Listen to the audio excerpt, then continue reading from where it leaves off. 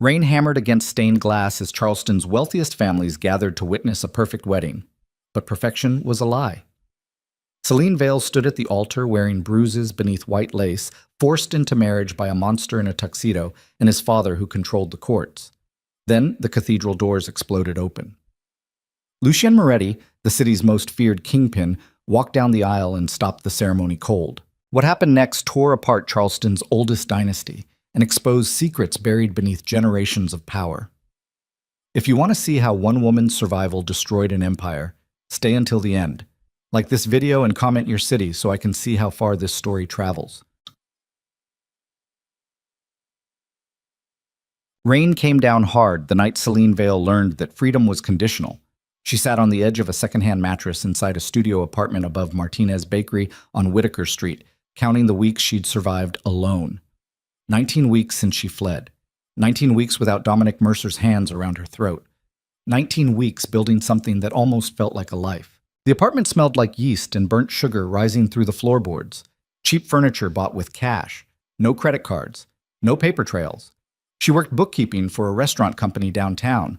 Clean work. Quiet work. The kind where nobody asked questions. Her phone buzzed on the nightstand. Unknown number. Her stomach dropped. She stared at the screen until it went dark, then forced herself to breathe. Probably a wrong number. Probably nothing. Probably... The phone rang again. Same number. Celine answered with shaking hands. Hello? Silence hung on the other end. Not empty silence, the kind where someone was listening. Then a voice she knew too well spoke through the static. You thought you could disappear. Dominic. Her throat closed. I didn't. You embarrassed my family, Celine. You left without permission. You made me look weak. His tone was calm, measured. That's how she knew he was furious. I don't want trouble, she whispered. I just want to be left alone. Too late for that. The line went dead. Celine sat frozen while rain battered the window and panic crawled up her spine like ice. Bunk. The next morning, she almost convinced herself it was just a threat. Dominic liked control. Liked making her flinch. But he wouldn't actually come after her. Not now. Not after she'd vanished into Charleston's crowded streets where his family name didn't reach every corner. She went to work anyway. Moretti Holdings operated out of a restored cotton warehouse near the harbor. All exposed brick and polished floors that smelled faintly of salt air. The company owned 14 restaurants across the Carolinas, a catering operation, 2 boutique hotels, and enough legitimate business dealings to hide the darker edges of Lucien Moretti's empire. Celine kept the books for the restaurant division. Numbers made sense. They didn't lie. They didn't hurt. She arrived early and slipped into her cubicle on the 3rd floor, grateful for the hum of keyboards and fluorescent lights that drowned out everything else. Her supervisor, a sharp-eyed woman named Claudia Reyes, dropped a file on her desk at 9:15. Quarterly reconciliation for the Beacon Hill location needs to be done by Thursday. Got it. Claudia hesitated. You okay? Celine looked up too fast. Yeah, why? You look tired. I'm fine. Claudia didn't press. She never did. That was one of the things Celine appreciated most about this job. Nobody cared about her past as long as the numbers balanced. She buried herself in spreadsheets until lunch, then ate a sandwich at her desk while rain streaked the windows. Outside, Charleston moved through its routines like nothing was wrong. Tourists wandered cobblestone streets. Horse-drawn carriages clattered past historic mansions. Wealth draped itself in charm and magnolia blossoms. Celine had learned the hard way that beauty could hide rot. By 3 o'clock, her phone buzzed again. Unknown number. She almost didn't answer, but fear had teeth and it bit down hard. Hello? Miss Vale. The voice wasn't Dominic's. This one belonged to an older man, smooth, cultured, the kind of voice that commanded courtrooms. Who is this? Judge Everett Mercer, Dominic's father. Her blood turned cold. I think we should meet, the judge continued. There are matters we need to discuss regarding your departure. I don't have anything to say to you. Then listen, tomorrow, noon, your apartment. How do you... I know where you live, Miss Vale. I know where you work. I know every step you've taken since you left my son. His tone remained pleasant. Noon tomorrow. Don't make me ask twice. The line went dead. Celine sat staring at her phone while her heart hammered against her ribs. That night she didn't sleep. She paced her apartment until her legs ached, then sat by the window watching headlights crawl through rain-soaked streets below. Every car that slowed made her flinch. Every shadow looked like someone waiting. By morning, exhaustion had carved hollows beneath her eyes. At 11:45, she stood in the center of her apartment, trying to decide if running would save her or just delay the inevitable. At 11:58, footsteps echoed in the stairwell. 3 sharp knocks rattled her door. Celine opened it with trembling hands. Judge Everett Mercer stood in the hallway wearing a tailored charcoal suit and the kind of calm expression that came from decades of unquestioned authority. Silver hair, cold blue eyes, a face Charleston recognized from campaign billboards and charity galas. Behind him stood 2 men in dark suits who didn't bother pretending they weren't security. Miss Vale. The judge stepped inside without waiting for permission. Thank you for your cooperation. Celine backed toward the kitchen counter. I didn't cooperate. You threatened me. Semantics.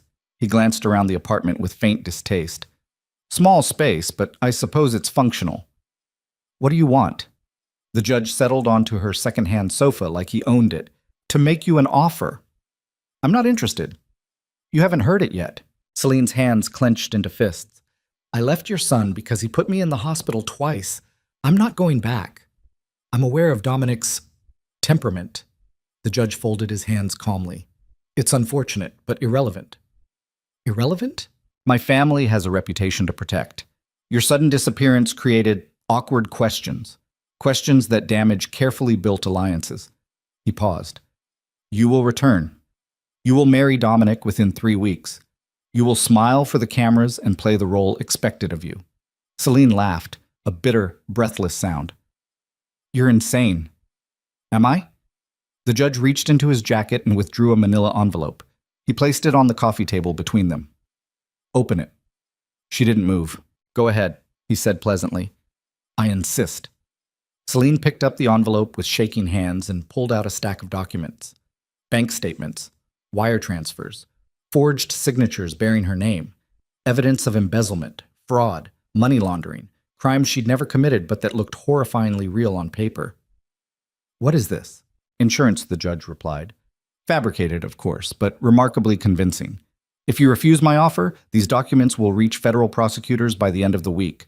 You'll be arrested, tried, convicted. He smiled. I've spent 40 years perfecting the art of legal manipulation, Miss Vale. Trust me when I say you won't win. The room spun. You can't. Ooh, I already have. He stood and adjusted his cuffs. The wedding is scheduled for 3 weeks from Saturday. St. Aurelius Cathedral, 4 o'clock. Invitations have already been sent. Celine's voice cracked. I won't do it. The judge paused at the door. Then I'll also reach out to Mara Quinn. Celine's breath caught. Yes, the judge continued softly. I know about Mara, the woman who worked in our household for 6 years before fleeing with rather damaging information about certain business arrangements my associates prefer to keep private. He tilted his head. She's living in Raleigh now, under an assumed name. Fragile woman, easily frightened. I imagine federal marshals showing up at her door with questions about obstruction of justice would be quite distressing. Leave her alone. Then do as you're told. The judge opened the door. 3 weeks, Miss Vale. White dress, beautiful smile, and afterwards you'll continue playing the dutiful wife until I decide otherwise. He glanced back. Oh, and don't bother running. I'll know before you reach the city limits. The door closed behind him. Celine collapsed onto the floor and pressed her hands against her mouth to stop the scream clawing up her throat. She didn't go to work the next day, or the day after that. She sat in her apartment staring at the fabricated documents while her mind spiraled through every possible escape route and found nothing but dead ends. If she ran, Mara died. If she fought, she lost. If she married Dominic, she disappeared back into the nightmare she barely survived the first time. On the 3rd day, Claudia called. Celine, you okay? I'm sick, Celine lied. I'll be back Monday. Take the time you need. Claudia hesitated. But if something's wrong, you can tell me. Nothing's wrong. The lie tasted like ash. What Celine didn't know was that her absence had already been noticed by someone far more dangerous than Claudia Reyes.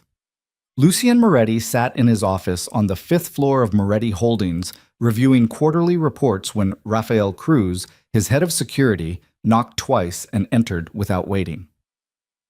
Celine Vale hasn't shown up for work in 3 days, Raphael said. No calls, no explanation. Claudia says she claimed illness, but her voice sounded off. Lucien looked up from the financial statement spread across his desk. And? You told me to watch her. I told you to make sure she was safe. Same thing. Raphael leaned against the doorframe. You want me to check on her? Lucien set down his pen slowly.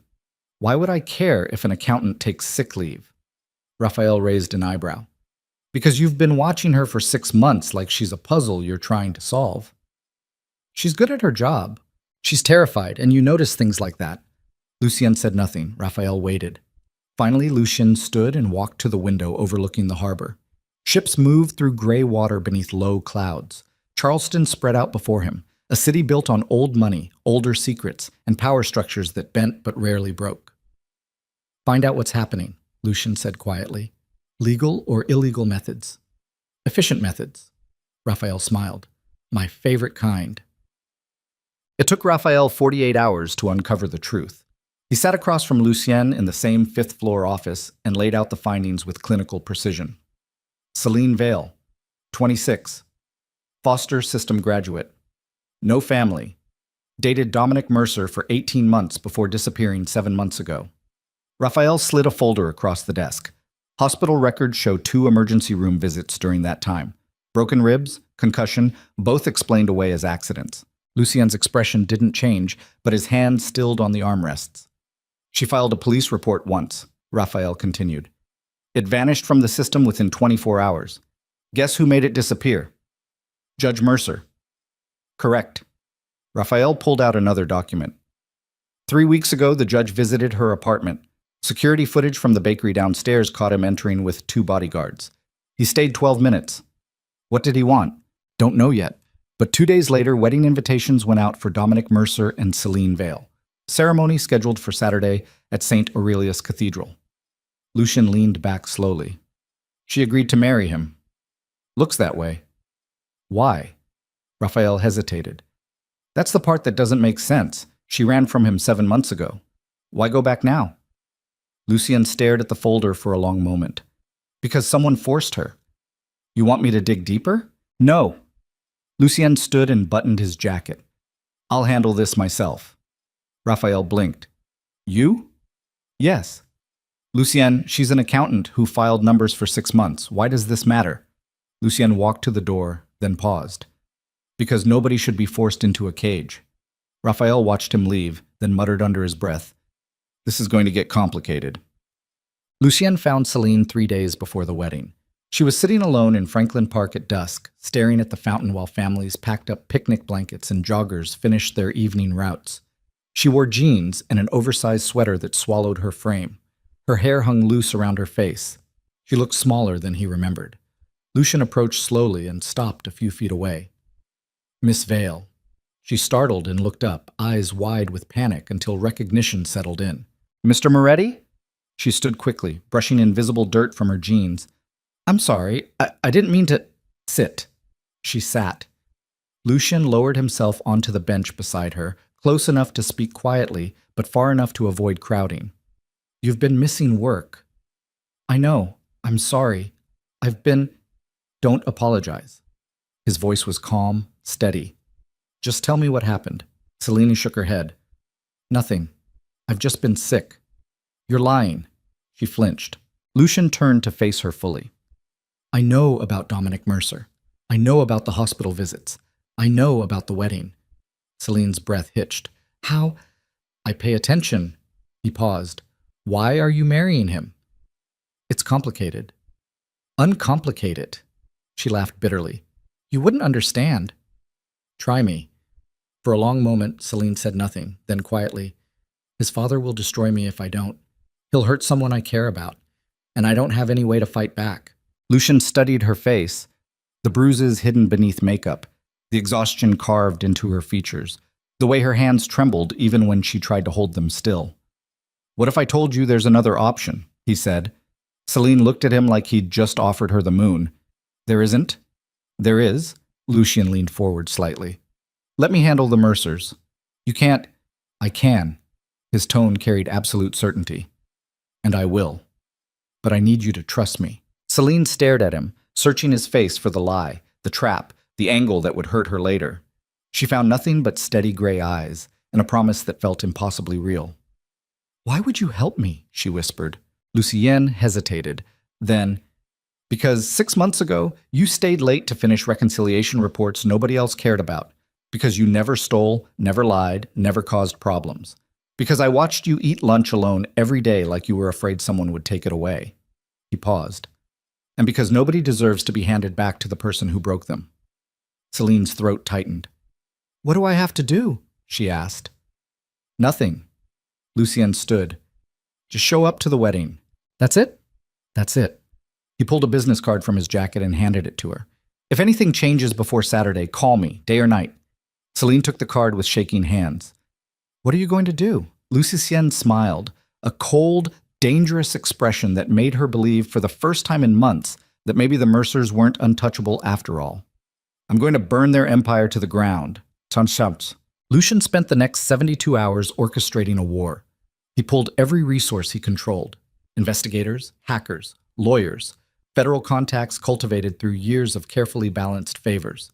Raphael coordinated the operation with ruthless efficiency, tracking down witnesses, unsealing records, and building a case that could withstand legal retaliation. What they uncovered was worse than expected. The Mercers weren't just corrupt. They were architects of a trafficking network stretching across 3 states, moving women through Charleston's shipping routes under the protection of falsified judicial orders and bribed customs officials. Judge Everett Mercer had sealed case files, disappeared witnesses, and buried evidence for over 2 decades. Dominic's abuse wasn't an aberration, it was inheritance. Lucien reviewed the evidence late into the night while rain hammered the windows of his penthouse office. Financial transactions, sealed court documents, testimony from survivors who'd been silenced through intimidation and legal manipulation, medical records showing injuries explained away as accidents, and at the center of it all, Mara Quinn, the former housekeeper who'd fled the Mercer estate after discovering shipping manifests that didn't match legitimate cargo. The woman Judge Mercer was using as leverage against Celine. Lucien made a single phone call. "I need someone extracted from Raleigh," he told Raphael. "Quietly, safely, tonight." "Already done," Raphael replied. "She's in a secure location with federal protection. Marshals are keeping her isolated until Saturday." "Good." Lucien hung up and stared out at the city lights bleeding through rain-soaked darkness. Saturday couldn't come fast enough. The morning of the wedding, Cellini stood in a dressing room at St. Aurelius Cathedral, wearing a gown she hadn't chosen. White silk, lace sleeves, a collar high enough to hide the bruises Dominic left during their reunion dinner 2 nights earlier, a meal where he reminded her exactly what happened to women who embarrassed him. She stared at her reflection and barely recognized the woman looking back. A stylist fussed with her veil. A makeup artist touched up foundation that covered more than blemishes. Bridesmaids she didn't know chattered nervously near the doorway. Celine's phone buzzed inside her clutch. Unknown number. She opened the message with trembling hands. 3 words. "Don't say yes." Her breath caught. She read it again, then a 4th time until the words blurred. Someone knocked on the door. "5 minutes, Miss Vale." Celine deleted the message, slipped the phone back into her clutch, and stood. Outside, 300 of Charleston's wealthiest families filled the cathedral pews, cameras positioned discreetly along the walls, security stationed at every exit. Judge Mercer sat in the front row wearing a satisfied smile, and at the altar, Dominic Mercer waited in a tailored tuxedo, looking every bit the perfect groom. Celine walked down the aisle alone. No father to give her away. No family to witness her surrender. Just the hollow echo of her heels against marble and the weight of 300 eyes tracking her every step. She reached the altar. Dominic took her hand, too tight, always too tight, and smiled like he'd won. The officiant lifted his hands to begin. Then the cathedral doors exploded open. Every head turned. Lucien Moretti stepped inside, tailored black suit, cold gray eyes, absolute certainty in every step. He walked down the aisle with terrifying calm, while whispers rippled through the crowd like wildfire. Security moved to intercept him. Lucien didn't slow. He stopped directly in front of Dominic and spoke loud enough for everyone to hear. "She's not marrying you today." Silence crashed across the cathedral. Judge Mercer stood. "This is a private ceremony. You have no authority?" Authority? Lucian smiled. I have federal agents positioned across the city waiting for one signal. I have testimony from 16 women you silenced. I have financial records proving you've been trafficking human beings through Charleston's ports for 20 years. He turned to face the crowd. And I have every single person in this room as witnesses to what happens next. Dominic lunged forward. You son of a... Lucien caught his wrist effortlessly and twisted until Dominic gasped. Careful, Lucian said quietly. You're on camera. He released Dominic and turned to Celine. For the first time since entering, his expression softened. Mara's safe, he said. Federal protection. Nobody can touch her. Celine's knees nearly buckled. You're free, Lucian continued, but the choice is yours. He handed her a phone. Celine stared at the screen. A single button. Send. What happens if I press it? She whispered. Lucien's smile turned cold again. Every news outlet in the country receives evidence of the Mercer family's crimes. Federal prosecutors file charges within the hour, and Charleston's golden dynasty collapses. Judge Mercer's face went white. You wouldn't dare! Watch me.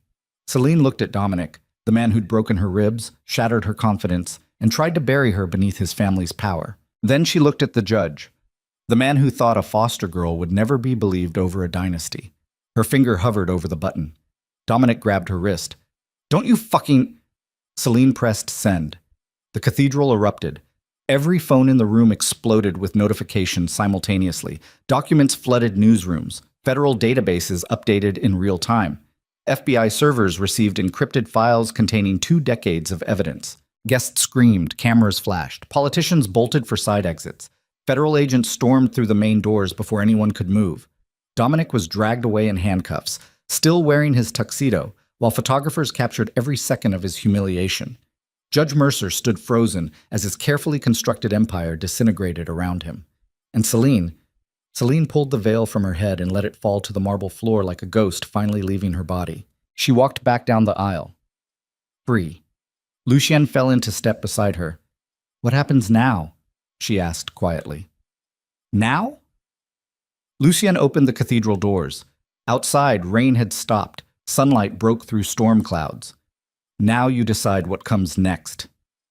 Celine stepped into the light and breathed air that tasted like freedom for the first time in 2 years. Behind them, Charleston's most powerful families watched their world burn, and neither Celine nor Lucien looked back. The federal agents moved through St. Aurelius Cathedral like a surgical team dismantling a bomb. Celine stood on the front steps watching Charleston's elite stumble into the afternoon sunlight, politicians covering their faces from cameras, socialites clutching pearls while their husbands made frantic phone calls to lawyers who wouldn't answer. The wedding guests who came to witness a dynasty's triumph were now fleeing a crime scene. Judge Everett Mercer emerged in handcuffs, flanked by 2 federal marshals. His silver hair remained perfectly combed. His expression stayed calm, but his eyes found Celine's across the stone steps, and the hatred there was so pure it felt like a physical blow. This isn't over, he said quietly as they led him past. Celine's hands shook. Lucien stepped between them without a word. His presence alone made the judge look away first. The marshals guided Judge Mercer toward a waiting sedan. Cameras flashed. Reporters shouted questions that nobody answered. Celine watched until the car disappeared around the corner, then her knees gave out. Lucien caught her before she hit the ground. I've got you, he said. She pressed her face against his shoulder and tried to remember how to breathe.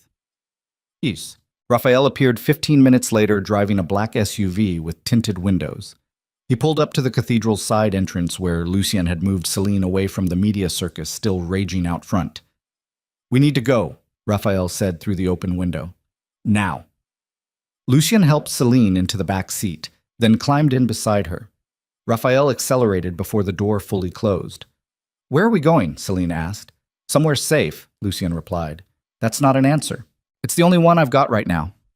Celine stared out the window as Charleston blurred past. Her wedding dress felt like a costume she couldn't take off. The fabric pressed against her skin like a second layer of bruises.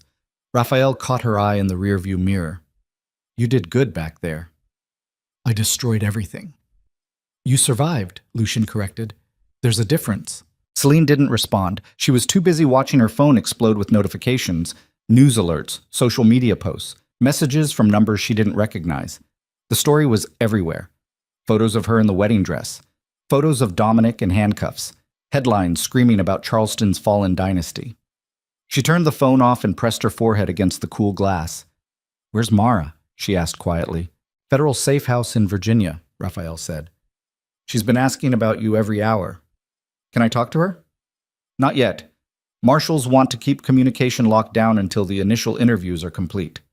Raphael turned onto a side street. "But she's safe. That's what matters." Celine closed her eyes. "Thank you." "Don't thank me," Raphael replied. "Thank him." She glanced at Lucien, who was staring out his own window like he hadn't just orchestrated the destruction of one of the South's most powerful families. "Why did you help me?" Celine asked. Lucien didn't look at her. "I already told you." "No. You told me a reason. I'm asking for the truth." He finally turned to face her. "Because I know what it's like to be trapped. You're Lucien Moretti. You're not trapped by anything. Everyone's trapped by something." His voice was low, tired. "Money, power, reputation, fear. The things we've done that we can't take back." He paused. "I saw you trying to disappear into a life that didn't hurt you, and I recognized it. That's all." Celine studied his face, the sharp jawline, the cold gray eyes that weren't quite as cold up close, the exhaustion he hid beneath expensive suits and controlled movements. "What are you trapped by?" she asked. Lucien smiled, but it didn't reach his eyes. "Everything." Raphael pulled into an underground parking garage beneath a high-rise building near the waterfront. The SUV descended 3 levels before stopping in a section marked private. "We're here," Raphael said. Lucien's penthouse occupied the entire top floor. Celine stepped out of the elevator into a space that looked like it belonged in an architecture magazine. Floor-to-ceiling windows overlooking Charleston Harbor. Minimalist furniture in shades of gray and black. Art she couldn't identify hanging on walls the color of storm clouds. It felt sterile, empty, like nobody actually lived there. "Guest room's down this hall," Lucien said, shrugging out of his jacket. "Bathroom stocked. Help yourself to whatever you need." Celine stood in the middle of the living room, still wearing the wedding dress. "I don't have anything." "We'll handle that tomorrow." He loosened his tie. "Right now, you need to rest." "I can't." "Yes, you can." His tone left no room for argument. "You're safe here. Nobody knows about this place except Raphael and a handful of people I trust with my life." Celine wanted to argue, but exhaustion crashed over her like a wave. She nodded and walked down the hall Raphael had indicated. The guest room was simple. Queen bed, neutral colors, a window facing south toward the harbor. She closed the door behind her and stood there for a moment, listening to the silence. Then she unzipped the wedding dress and let it fall to the floor in a pool of white silk. She left it there and walked into the bathroom. Bumps. The shower ran hot enough to burn. Celine stood under the spray until her skin turned red and the water at her feet ran clean. She washed away makeup, hairspray, the lingering scent of the cathedral's incense. She scrubbed until her fingers ached and her shoulders trembled. When she finally stepped out, she caught her reflection in the mirror. Bruises bloomed across her ribs in shades of purple and yellow. Fingerprints circled her wrists like bracelets. A handprint darkened the skin along her collarbone. Dominic's goodbye gift from the rehearsal dinner. She pulled on the robe hanging behind the door and walked back into the bedroom. Someone had removed the wedding dress while she was in the shower. In its place, folded neatly on the bed, were clean clothes, sweatpants, a soft t-shirt, thick socks, all in her size. Celine dressed slowly, then sat on the edge of the bed and stared at her hands. They were still shaking. She found Lucien in the kitchen an hour later. He'd changed into dark jeans and a black t-shirt that made him look less like a crime lord and more like a man who might be capable of normal things. He stood at the counter pouring whiskey into 2 glasses. "Hungry?" he asked without looking up. "Not really." "You should eat anyway." He slid one of the glasses toward her. "But start with this." Celine picked up the whiskey and downed it in one swallow. The burn felt good, real. Lucien raised an eyebrow. "Rough day?" "You could say that." He poured her another. They stood in silence for a moment. Then Lucien pulled ingredients from the refrigerator and started assembling sandwiches with the kind of efficiency that suggested he'd done this 1,000 times. "You cook?" Celine asked. "I survive." He sliced tomatoes with a chef's knife. "There's a difference. Seems like you're good at surviving." "Practice." He handed her a plate. Eat. Celine took a bite even though her stomach felt like it was full of broken glass. The sandwich was simple: turkey, cheese, lettuce, mustard, but it tasted better than anything she'd eaten in weeks. They ate standing up in the kitchen while Charleston glowed through the windows behind them. What happens now? Celine asked finally. Lucien set down his glass. Federal prosecutors build their case. Grand jury convenes. Indictments get filed. The Mercers spend the next year watching their empire collapse in slow motion. And me? You disappear. I've been trying to do that for months. It didn't work. That's because you were alone. Lucien met her eyes. Now you're not. Celine wanted to believe him, wanted to trust that this wasn't just another cage painted to look like freedom. But trust was a muscle she'd forgotten how to use. I need to see Mara, she said. I'll arrange it. When? Soon. He paused. But there's something you need to understand first. What? The Mercers are finished, but they're not harmless. Judge Mercer still has connections, lawyers, people who owe him favors, and Dominic. Lucien's jaw tightened. Dominic's going to fight this with everything he has. Let him. He'll come after you. I know. Lucien stepped closer. I mean it, Celine. He'll use every resource he can reach to destroy you. Character assassination, legal retaliation. Worse. I'm not afraid of him anymore. You should be. Celine set down her plate and looked Lucien directly in the eye. I spent 2 years being afraid. I'm done. For a long moment, neither of them moved. Then Lucien nodded slowly. Okay? Okay? If you're going to fight, I'll make sure you have the weapons to win. The first interview request came at dawn. Celine woke to her phone buzzing on the nightstand, a new number she didn't recognize.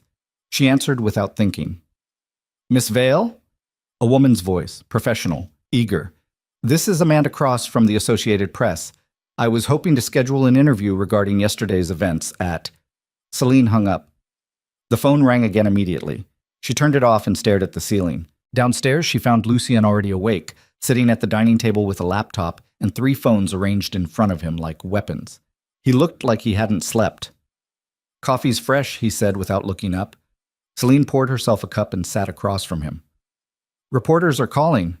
I know. They've been trying to reach me since 4 a.m. He closed the laptop. Don't answer. Don't engage. Let the story burn itself out. What if it doesn't? Then we control the narrative. He pushed one of the phones toward her. New number. Clean. Untraceable. Only 5 people have it. Me, Raphael, your lawyer, the federal prosecutor, and Mara's handler. I have a lawyer? As of 6 hours ago, yes, Patricia Chen, best defense attorney in the Southeast. She's expensive, ruthless, and she doesn't lose. Lucien leaned back. She'll handle any legal fallout from the Mercers' retaliation. Celine wrapped her hands around the coffee mug. Why are you doing this? I told you. No. The real reason. She met his eyes. Nobody does this much for an accountant they barely know unless there's something in it for them. Lucien was quiet for a long time. Then, you're right. There is something in it for me. What? Watching the Mercers fall. His voice was cold, controlled. Judge Mercer built his career burying cases that would have exposed people like him. He's responsible for dozens of trafficked women disappearing into systems designed to silence them. And Dominic... He stopped, took a breath. Dominic's a predator who thought a last name made him untouchable. So this is revenge? This is justice. Lucien stood and walked to the windows. There's a difference. Celine joined him, staring out at the harbor where ships moved through morning fog. What did they do to you? Nothing. Liar? Lucien glanced at her, and for just a second she saw something raw flicker across his face before he locked it down. 5 years ago, he said quietly, a woman I knew tried to press charges against one of Judge Mercer's associates. The judge sealed the case, paid off witnesses, destroyed evidence. She ended up in a psychiatric facility with a diagnosis that ensured nobody would ever believe her again. Celine's breath caught. What happened to her? She killed herself 3 months later. The silence that followed felt like falling. I'm sorry, Celine whispered. Don't be. Lucien's expression hardened. Just make sure the Mercers pay for every single person they've hurt. Patricia Chen arrived at noon carrying a briefcase and an expression that could cut glass. She was 45, Chinese American, and dressed in a charcoal suit that probably cost more than Celine's monthly rent. She sat at Lucien's dining table, opened her briefcase with the precision of a surgeon, and pulled out a stack of documents. "Let's be clear," Patricia said, looking directly at Celine. "The Mercers are going to come after you with everything they have. Character assassination, civil suits, attempts to paint you as unstable, opportunistic, or complicit in their crimes." She tapped the documents. "We're going to make sure none of it sticks." "How?" Celine asked. "By being smarter, faster, and meaner than they are." Patricia slid a folder across the table. "First step, your testimony. Federal prosecutors want a full deposition covering everything: how you met Dominic, the abuse, the forced engagement, Judge Mercer's threats, Mara's involvement, all of it." Celine's stomach twisted. "When?" "Monday, 9 a.m., Federal Building downtown." Patricia's expression softened slightly. "I'll be there. You won't face them alone." "What if I can't do it?" "Then the Mercers win." Patricia's voice was matter-of-fact. "And everything Lucien did to expose them becomes worthless." Celine looked at Lucien, who was standing near the windows with his arms crossed. "Your choice," he said quietly. Celine turned back to Patricia. "What do I need to do?" "Check." They spent the next 3 hours preparing. Patricia walked Celine through every detail of the deposition process: the questions prosecutors would ask, the traps defense attorneys would set, the way trauma made memory unreliable, and how to handle moments when her mind went blank. "They're going to push you," Patricia warned. "They'll ask about things you don't want to remember. They'll make you repeat yourself until you cry, and then they'll use your tears against you." "So what do I do?" "Tell the truth." Patricia leaned forward. "No embellishments, no drama, just the facts exactly as you remember them. If you don't remember something, say so. If you need a break, take one. And if they try to twist your words, I'll shut it down." Celine nodded, even though her hands were shaking again. By mid-afternoon, her head throbbed and her throat felt raw from answering Patricia's practice questions. Lucien finally called a halt when Celine's voice cracked for the third time. "Enough," he said. "She needs a break." Patricia checked her watch. "We still have—" "I said enough." Patricia studied Lucien for a moment, then nodded and started packing her briefcase. "Monday, 9 a.m. Don't be late." After she left, Celine collapsed onto the sofa and pressed her palms against her eyes. "I can't do this," she whispered. Lucien sat beside her. "Not too close, just close enough to feel present." "Yes, you can," he said. "You don't know that. I do." He waited until she lowered her hands and looked at him. "You survived Dominic. You survived Judge Mercer's threats. You stood in that cathedral and burned their world down in front of 300 witnesses." He paused. "Answering questions in a federal building is nothing compared to that." Celine wanted to believe him, but belief required hope, and hope felt dangerous. That night, she dreamed about the wedding. Not the real one. The nightmare version where she actually said yes. Where Lucien never appeared. Where she walked back down the aisle as Dominic's wife and disappeared into a prison built from silk and promises. She woke gasping, tangled in sheets soaked with sweat. Her phone showed 3:17 a.m. She got up and walked through the dark penthouse toward the kitchen, intending to find water and maybe convince herself she was awake. Lucien was already there. He sat at the island with a glass of whiskey and a file folder open in front of him. He looked up when she entered. "Can't sleep?" he asked. "Nightmares." He nodded like he understood. "Want to talk about it?" "No." "Want a drink?" "Yes." He poured her 2 fingers of whiskey and slid it across the counter. They sat in silence for a while, listening to the city hum beyond the windows. "Do you ever sleep?" Celine asked finally. "Not much." "Why not?" Lucien stared into his glass. "Guilt's a terrible lullaby." "Guilt about what?" "Everything." He drained the whiskey in one swallow.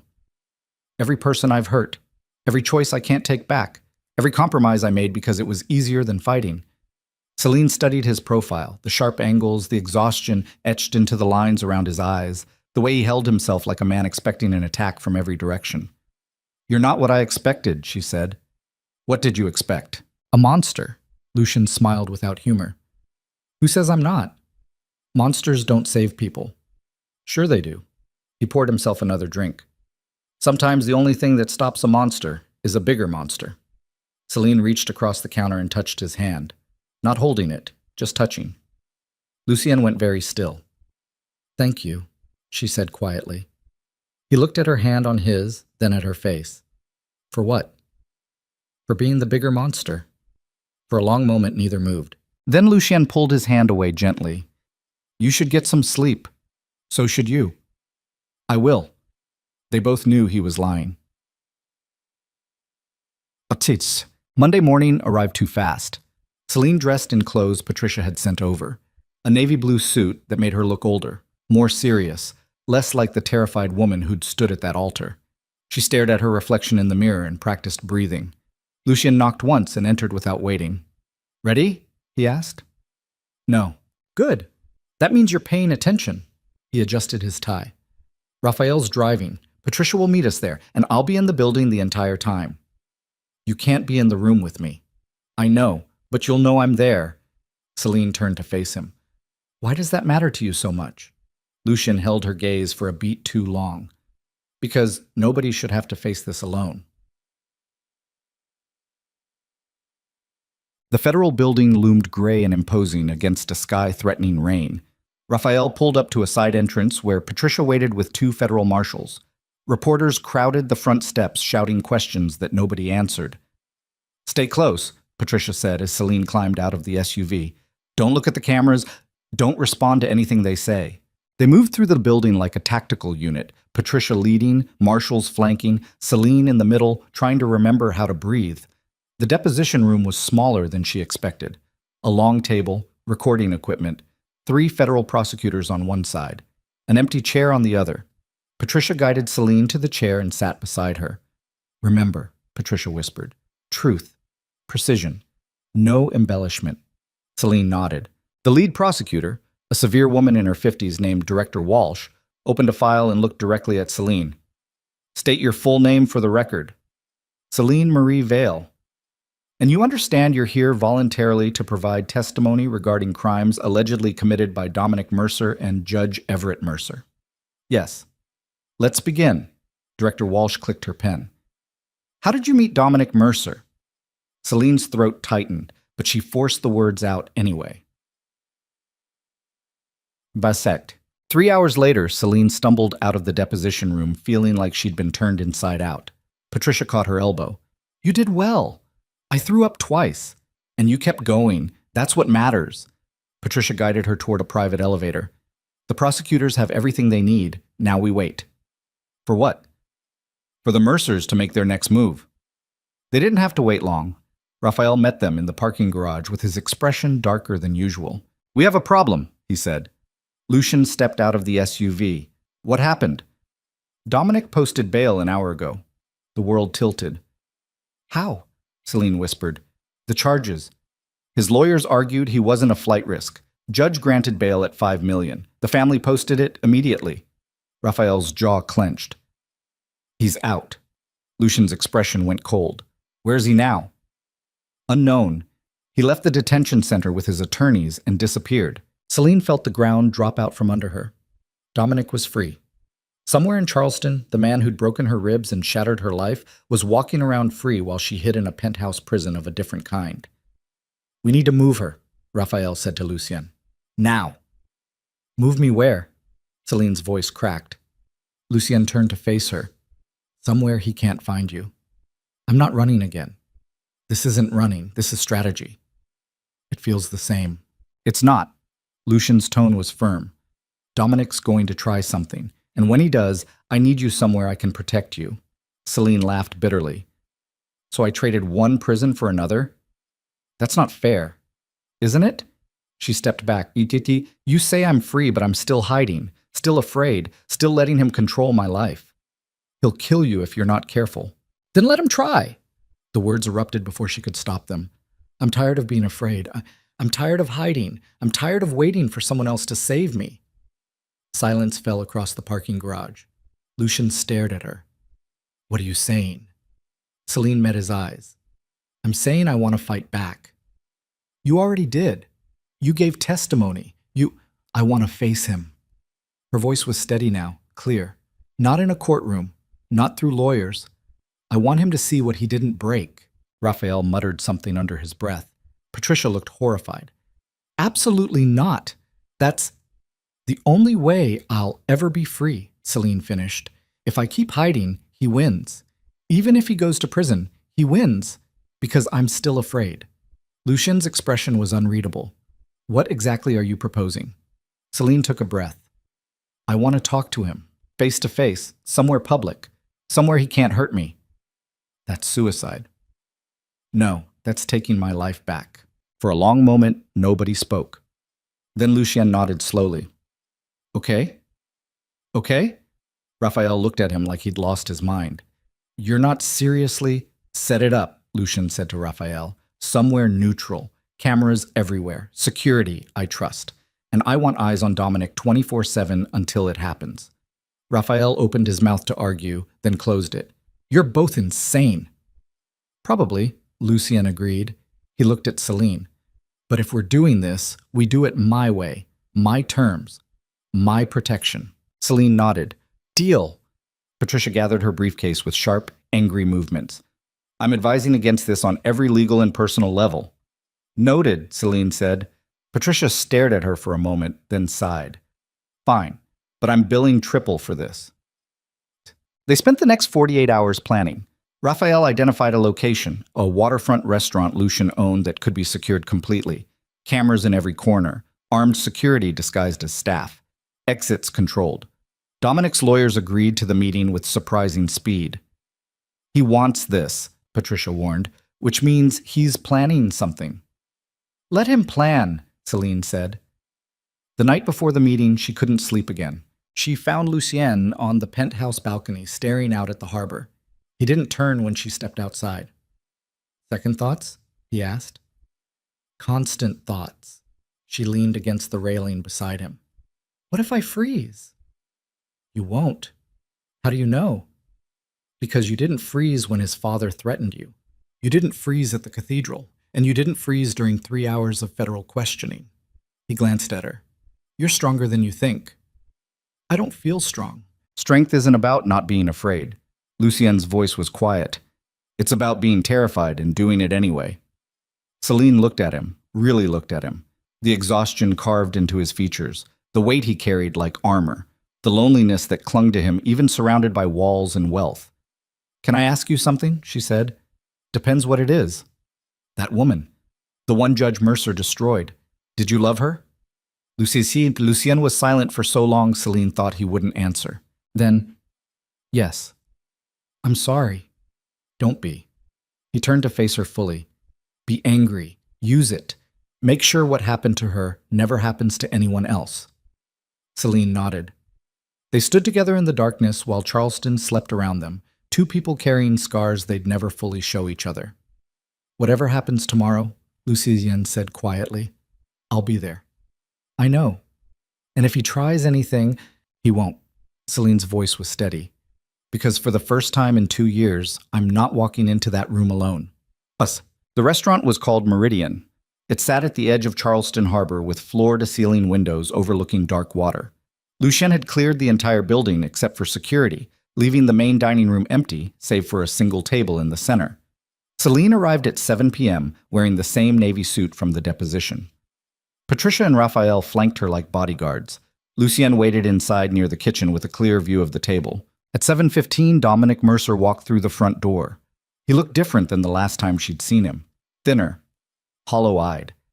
His tailored suit hung slightly loose on his frame, but his smile was the same, sharp and cruel and designed to cut. His lawyers tried to follow him inside. Raphael blocked the doorway. Just him. That wasn't the agreement. It is now. Dominic waved them off. It's fine. He walked to the table and sat across from Celine like they were meeting for dinner. Hello, darling, he said. Celine's hands clenched beneath the table, but her voice stayed steady. Don't call me that. Why not? We were engaged. He leaned back.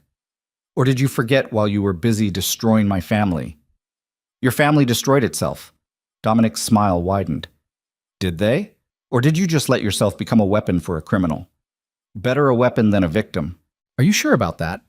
He glanced around the restaurant. You're hiding in Moretti's cage now. How is that different from mine? I can leave whenever I want. Can you? Dominic tilted his head. Because from where I'm sitting, you traded one prison for another. At least when you were with me, you knew what to expect.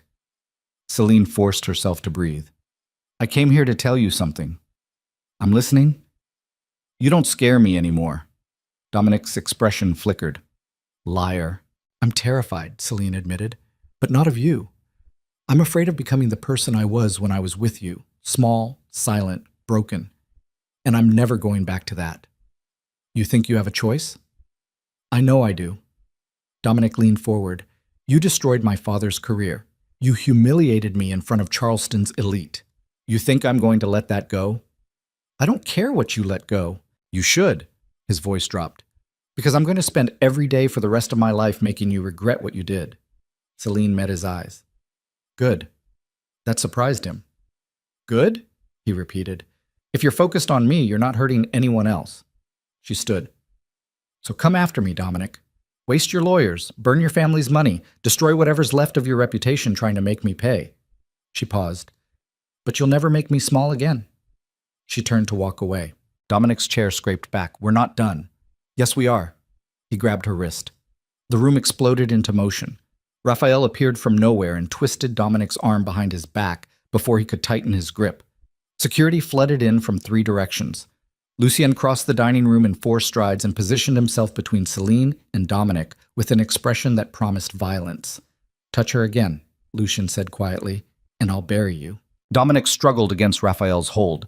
This is assault. No, this is a warning. Lucien's voice was ice. You're out on bail for crimes that will put you away for decades. You just committed battery in a room full of cameras, and if you think your lawyers can save you now... He smiled. Try me. Raphael released Dominic and stepped back. Dominic straightened his jacket, breathing hard. His eyes found Celine's. This isn't over, he said. Celine didn't flinch. Yes, it is. They left Meridian through the back exit, while Dominic's lawyers swarmed the front demanding to file complaints that wouldn't matter. Celine sat in the back of the SUV staring at her hands. Her wrist showed red marks where Dominic grabbed her, faint, already fading, but visible. Lucien saw them and his jaw tightened. You okay? He asked. I will be. Raphael pulled onto the main road. That went well. He's going to retaliate, Patricia said from the front seat. That was humiliation on camera. He'll come back harder. Let him. Celine's voice was steady. I'm ready. Lucien looked at her like he was seeing her for the first time. What? She asked. Nothing. He shook his head. You're just different. Different how? Stronger. Celine laughed bitterly. I'm terrified. I know. That's what makes it strength. They drove through Charleston as night settled over the city. Streetlights flickered on, harbor fog rolled in from the water. The city moved through its rhythms like nothing had changed, but everything had. Dominic was out, dangerous, desperate, and Celine had just declared war. Back at the penthouse, she stood at the windows staring out at the lights bleeding through darkness.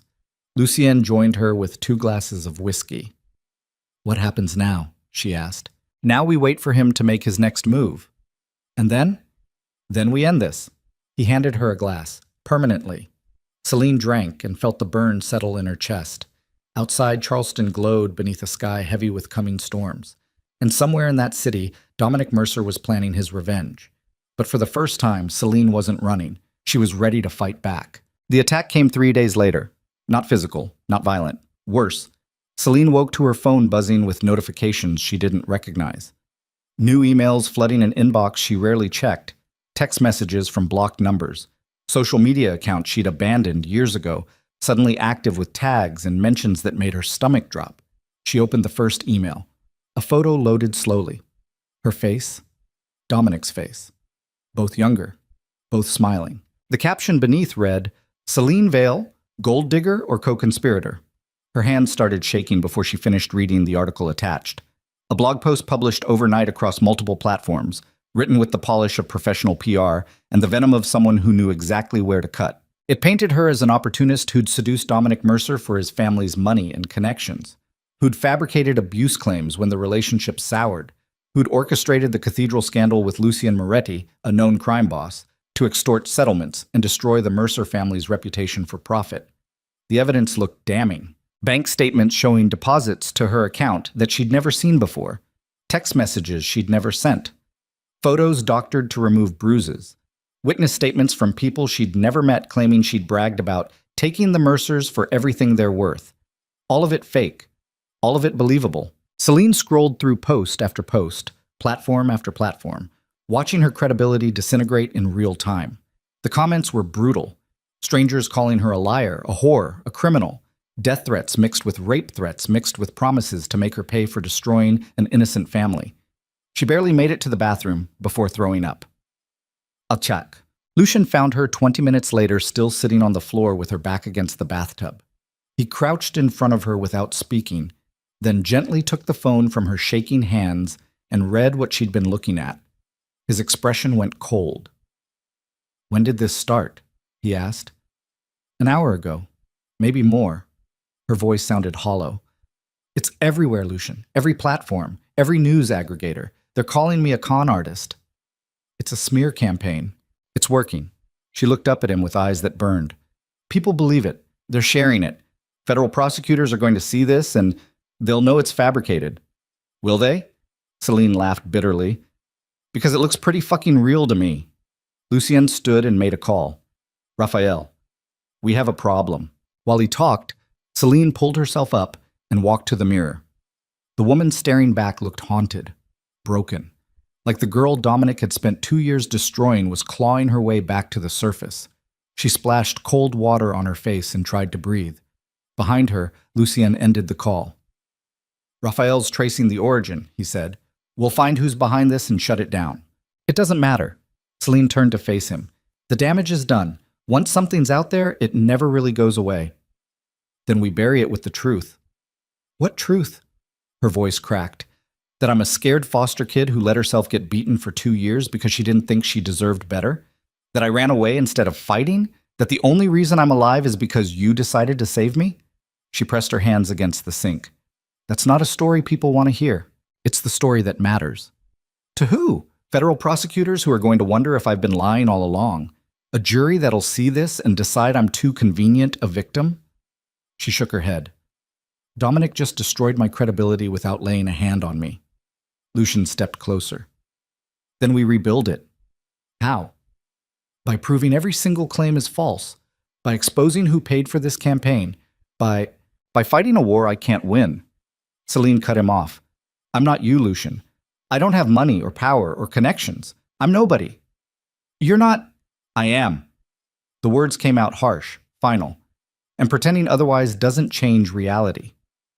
For a long moment, Lucien just looked at her. Then his phone rang. He answered without breaking eye contact. "What?" Patricia's voice came through sharp and urgent. "Turn on the news, Channel 7, now." Lucien grabbed the remote and flipped on the television in the bedroom. The morning news anchor sat behind a polished desk with a graphic over her shoulder reading, "Scandal or Setup." Developments in the Mercer case have taken a shocking turn as evidence emerges suggesting Celine Vale may have conspired with alleged crime boss Lucien Moretti to fabricate abuse allegations against Dominic Mercer and his family. Sources close to the investigation claim federal prosecutors are reviewing new information that calls Ms. Vale's testimony into question. Celine sank onto the edge of the bed. The anchor continued, while legal experts debate whether this constitutes witness tampering or something more sinister. We reached out to the U.S. Attorney's Office for comment, but have not received a response. Meanwhile, Dominic Mercer's legal team released this statement. Dominic's lawyer appeared on screen. Polished, professional, devastatingly convincing. "My client has maintained his innocence from the beginning. The evidence now coming to light supports what we've known all along, that Dominic Mercer is the victim of a coordinated attack designed to destroy his family and extract financial settlements through false allegations. We urge federal prosecutors to investigate Ms. Vale and Mr. Moretti with the same vigor they've applied to my client." The screen cut back to the anchor.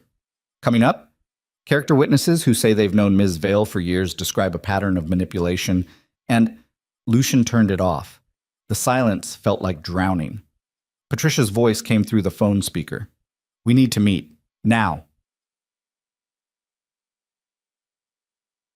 Good. Patricia arrived in the penthouse 40 minutes later looking like she'd aged a decade overnight. She dropped her briefcase on the dining table and pulled out a tablet already loaded with damage reports. "This is professional," she said without preamble.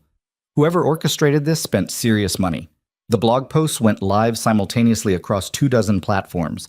The fake evidence was planted in databases that require insider access. And the media pickup? She shook her head. This was coordinated with news outlets in advance. How much advance? Lucien asked. Days, maybe weeks. Patricia scrolled through documents. They've been building this narrative while we were focused on the federal case. Celine sat motionless at the table. Can we prove it's fake? Eventually, but that's not the problem. Patricia looked at her directly. The problem is that federal prosecutors are legally obligated to investigate credible allegations of witness tampering and conspiracy, which means they're going to come after me. Celine's voice was flat. Yes. What happens then? Patricia exhaled slowly. Best case? They investigate, find nothing, and your testimony stands. Worst case? They decide you're unreliable, throw out your deposition, and the Mercer case collapses. What about me? If they think you and Lucien conspired to fabricate charges? Patricia's expression was grim. You could both face federal prosecution. The words landed like bullets. Lucien's jaw tightened. They won't find anything because there's nothing to find. Doesn't matter. Patricia pulled up another document. Look at this. Bank records showing deposits to Celine's account from shell corporations traced back to Moretti Holdings. Text messages between you two discussing taking down the Mercers before the cathedral incident. Photos of you together that suggest a relationship predating her employment. All fake, Lucien said. Lucien Neb. All convincing. Patricia closed the tablet. Whoever did this knows exactly how federal investigations work. They've created reasonable doubt, and that's all they need. Celine stood abruptly. I need air. She walked out onto the balcony and gripped the railing hard enough to hurt. Behind her, she heard Patricia and Lucien talking in low, urgent voices. Planning, strategizing, trying to find a way out of a trap that had already closed. But Celine wasn't listening. She was remembering Dominic's smile across the table at Meridian. This isn't over. He'd known. Even then, he'd known this was coming. She pulled out her phone and opened the smear campaign articles again.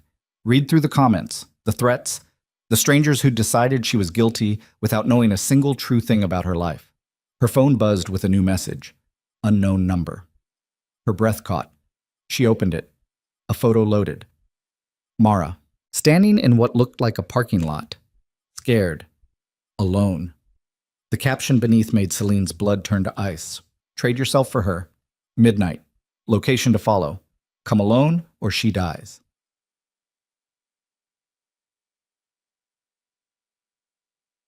Celine stared at the message until her vision blurred. Then she walked back inside. Lucien and Patricia were still at the table. They looked up when she entered. We think we can trace the shell corporations back to... Lucien stopped. What's wrong? Celine handed him the phone. His expression went from confused to furious in the space of a heartbeat. When did this come in? He demanded. 30 seconds ago. Patricia grabbed the phone and read the message. This is a trap. I know. You can't actually be considering, she's there because of me. Celine's voice was steady, calm, the kind of calm that came right before breaking. Mara ran from the Mercers to protect me. She testified to federal marshals because I asked her to, and now Dominic has her because I didn't end this when I had the chance. Lucien set the phone down carefully. We call the FBI, federal marshals, everyone. And Mara dies while they set up a tactical response. You don't know that. Yes, I do. Celine met his eyes. You know I do. Patricia started pacing. This is exactly what they want. You show up, they grab you, and suddenly there's no witnesses left to testify. The federal case collapses completely. So what's the alternative? Let Mara die? We find another way. There isn't one. Celine's voice cut through the room like glass. Dominic's been planning this from the beginning. The smear campaign wasn't about destroying my credibility. It was about isolating me, making sure nobody would believe me when I disappeared. Lucien stepped closer. You're not going alone. I have to. No, you don't. His tone was absolute. I've spent 30 years surviving in a world built on leverage and violence. You think I'm going to let you walk into a trap without backup? If you come with me, he'll kill her immediately. And if you go alone, he'll kill you both. Celine shook her head. Not right away. He'll want to gloat first. Make me admit I was wrong to fight back. Make me apologize. Her hands clenched. That's who he is. He can't just win. He needs to humiliate, which gives us time to extract you. Or gets everyone killed. The room fell silent. Patricia finally spoke. There has to be another option. But there wasn't. They all knew it. Celine picked up her phone. I need to do this. Lucien caught her wrist. Not hard, just enough to stop her. If you do this, he said quietly, you might not come back. I know. And you're okay with that? Celine looked at him, really looked at him. The man who'd walked into a cathedral and burned down a dynasty to save someone he barely knew. The man who'd given her safety when she'd forgotten what that felt like. The man who was looking at her now like losing her might actually break something inside him he couldn't fix. No, she said honestly. I'm terrified, but I'm going anyway. Lucien's grip tightened slightly. Then let me help. How? He pulled out his own phone and made a call. Raphael, I need a tracking unit, subcutaneous, something that can't be found in a standard search. He paused. And I need it in 20 minutes. Depamams. Raphael arrived with a field medic and equipment that looked like it belonged in a spy movie. The tracker was smaller than a grain of rice. The medic injected it beneath the skin at the base of Celine's skull, where hair would cover the tiny insertion point. GPS accurate to 3 meters, Raphael explained. Battery life of 72 hours, and it's shielded against basic RF scanners. What if they use advanced scanners? Celine asked. Raphael didn't answer. He didn't have to. Patricia watched the procedure with her arms crossed. This is insane. Noted, Celine said. I'm serious. Federal prosecutors are going to ask why we didn't involve law enforcement. Why we didn't... Because by the time law enforcement mobilizes, Mara's dead. Celine stood and tested the injection site. It stung but didn't impair movement. And because Dominic's father spent 40 years making sure law enforcement looked the other way. Patricia opened her mouth to argue, then closed it. She knew Celine was right. Lucien handed Celine a small earpiece. Wear this. It's open channel. I'll hear everything. What if they search me? Then make sure they don't find it. He showed her how to position it deep in her ear canal where it would be nearly invisible. And Celine? Yeah? If things go wrong, if you think you can't get out, you say one word, just one, and I'll come in. What word? Anything, your choice. Celine thought for a moment. Mercy. Lucien nodded. Mercy? The second message arrived at 11:15, an address in the industrial district near the abandoned shipping yards, the same area where the Mercers had once run their trafficking operations. Of course, Dominic would choose there. He wanted her to know exactly how disposable she was. Raphael drove her to within 2 blocks of the location and parked in the shadows. You sure about this? He asked. No? Good answer. He handed her a knife in a discreet ankle sheath, just in case. Celine strapped it on and climbed out of the car. The neighborhood was industrial decay, rusted warehouses, broken streetlights, chain-link fences crowned with razor wire. The kind of place where people disappeared and nobody asked questions. She walked toward the address alone. Behind her, Raphael waited in the car with a rifle and a radio connected to Lucien's command center back at the penthouse. The warehouse appeared ahead, a massive structure with broken windows and graffiti-tagged walls. A single light burned above the entrance. Celine pushed through the door. Inside, the space opened into a vast emptiness. Concrete floors, exposed beams, the smell of rust and rotting wood. And in the center, under a circle of harsh fluorescent light, Mara. She sat tied to a chair with duct tape over her mouth. Her eyes went wide when she saw Celine. Celine started toward her. Stop! Dominic's voice echoed through the warehouse. He stepped out of the shadows wearing dark clothes and an expression that promised pain. 2 men flanked him, security, enforcers, whatever he wanted to call them. They looked like they knew how to hurt people professionally. Right on time, Dominic said. I appreciate punctuality. Celine stopped 10 feet from Mara. Let her go. Eventually, he walked closer. First, we're going to have a conversation. About what? About how badly you fucked up. Dominic circled around her slowly. You thought you could destroy my family and walk away. You thought Moretti's protection made you untouchable. You thought... He stopped directly behind her. You thought you mattered. Celine forced herself not to turn around. I know I matter. That's the difference between us. Dominic laughed. Do you? Because from where I'm standing, you're about to disappear like you never existed. And tomorrow morning, everyone will read about how you fled the country to avoid federal prosecution. How you abandoned poor Mara here to cover your tracks. How you were exactly the opportunist I always said you were. Nobody will believe that. They already do. He moved back into her line of sight. The smear campaign was just the beginning. By the time I'm done, your name will be synonymous with fraud and manipulation. And Moretti? He smiled. He'll be under investigation for conspiracy, witness tampering, and racketeering. His empire will collapse trying to defend himself. You can't. I already have. Dominic pulled out his phone and showed her a screenshot. Look familiar? It was an email from her account, sent to an offshore banking contact, discussing payment for services rendered in the Mercer matter. Completely fabricated, completely believable. You'll never prove it's real, Celine said. I don't have to. I just have to plant enough doubt. Dominic pocketed the phone. And by the time anyone figures out the truth, you'll be gone. Celine's pulse hammered. What do you want? An apology. What? I want you to apologize. Dominic stepped closer. For lying about me. For destroying my family. For humiliating me in front of Charleston's elite. I want you on your knees, crying, begging me to forgive you. Celine's hands clenched. Never. Then Mara dies. He snapped his fingers. One of the enforcers pulled a gun and pressed it against Mara's head. Mara's muffled scream cut through the warehouse. Wait! Celine's voice cracked.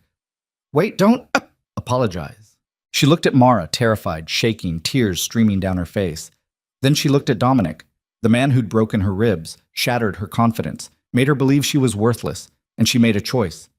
Celine dropped to her knees. I'm sorry, she whispered. Dominic smiled. Louder. I'm sorry. For what? For lying about you. For... Her voice broke. For everything. Good. Dominic crouched in front of her. Now admit you made it all up. The abuse, the hospital visits, all of it. Celine's throat closed. Behind her, through the earpiece buried deep in her ear canal, she heard Lucian's voice. Calm, steady, don't. But she had no choice. I made it up, she said.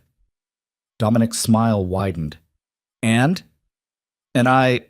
The warehouse door exploded inward. Federal agents swarmed through the entrance with tactical gear and weapons drawn. Federal agents! Hands where we can see them! Dominic spun. What? Dominic Mercer, you're under arrest for kidnapping, witness intimidation, and violation of federal bail conditions. Everything happened at once.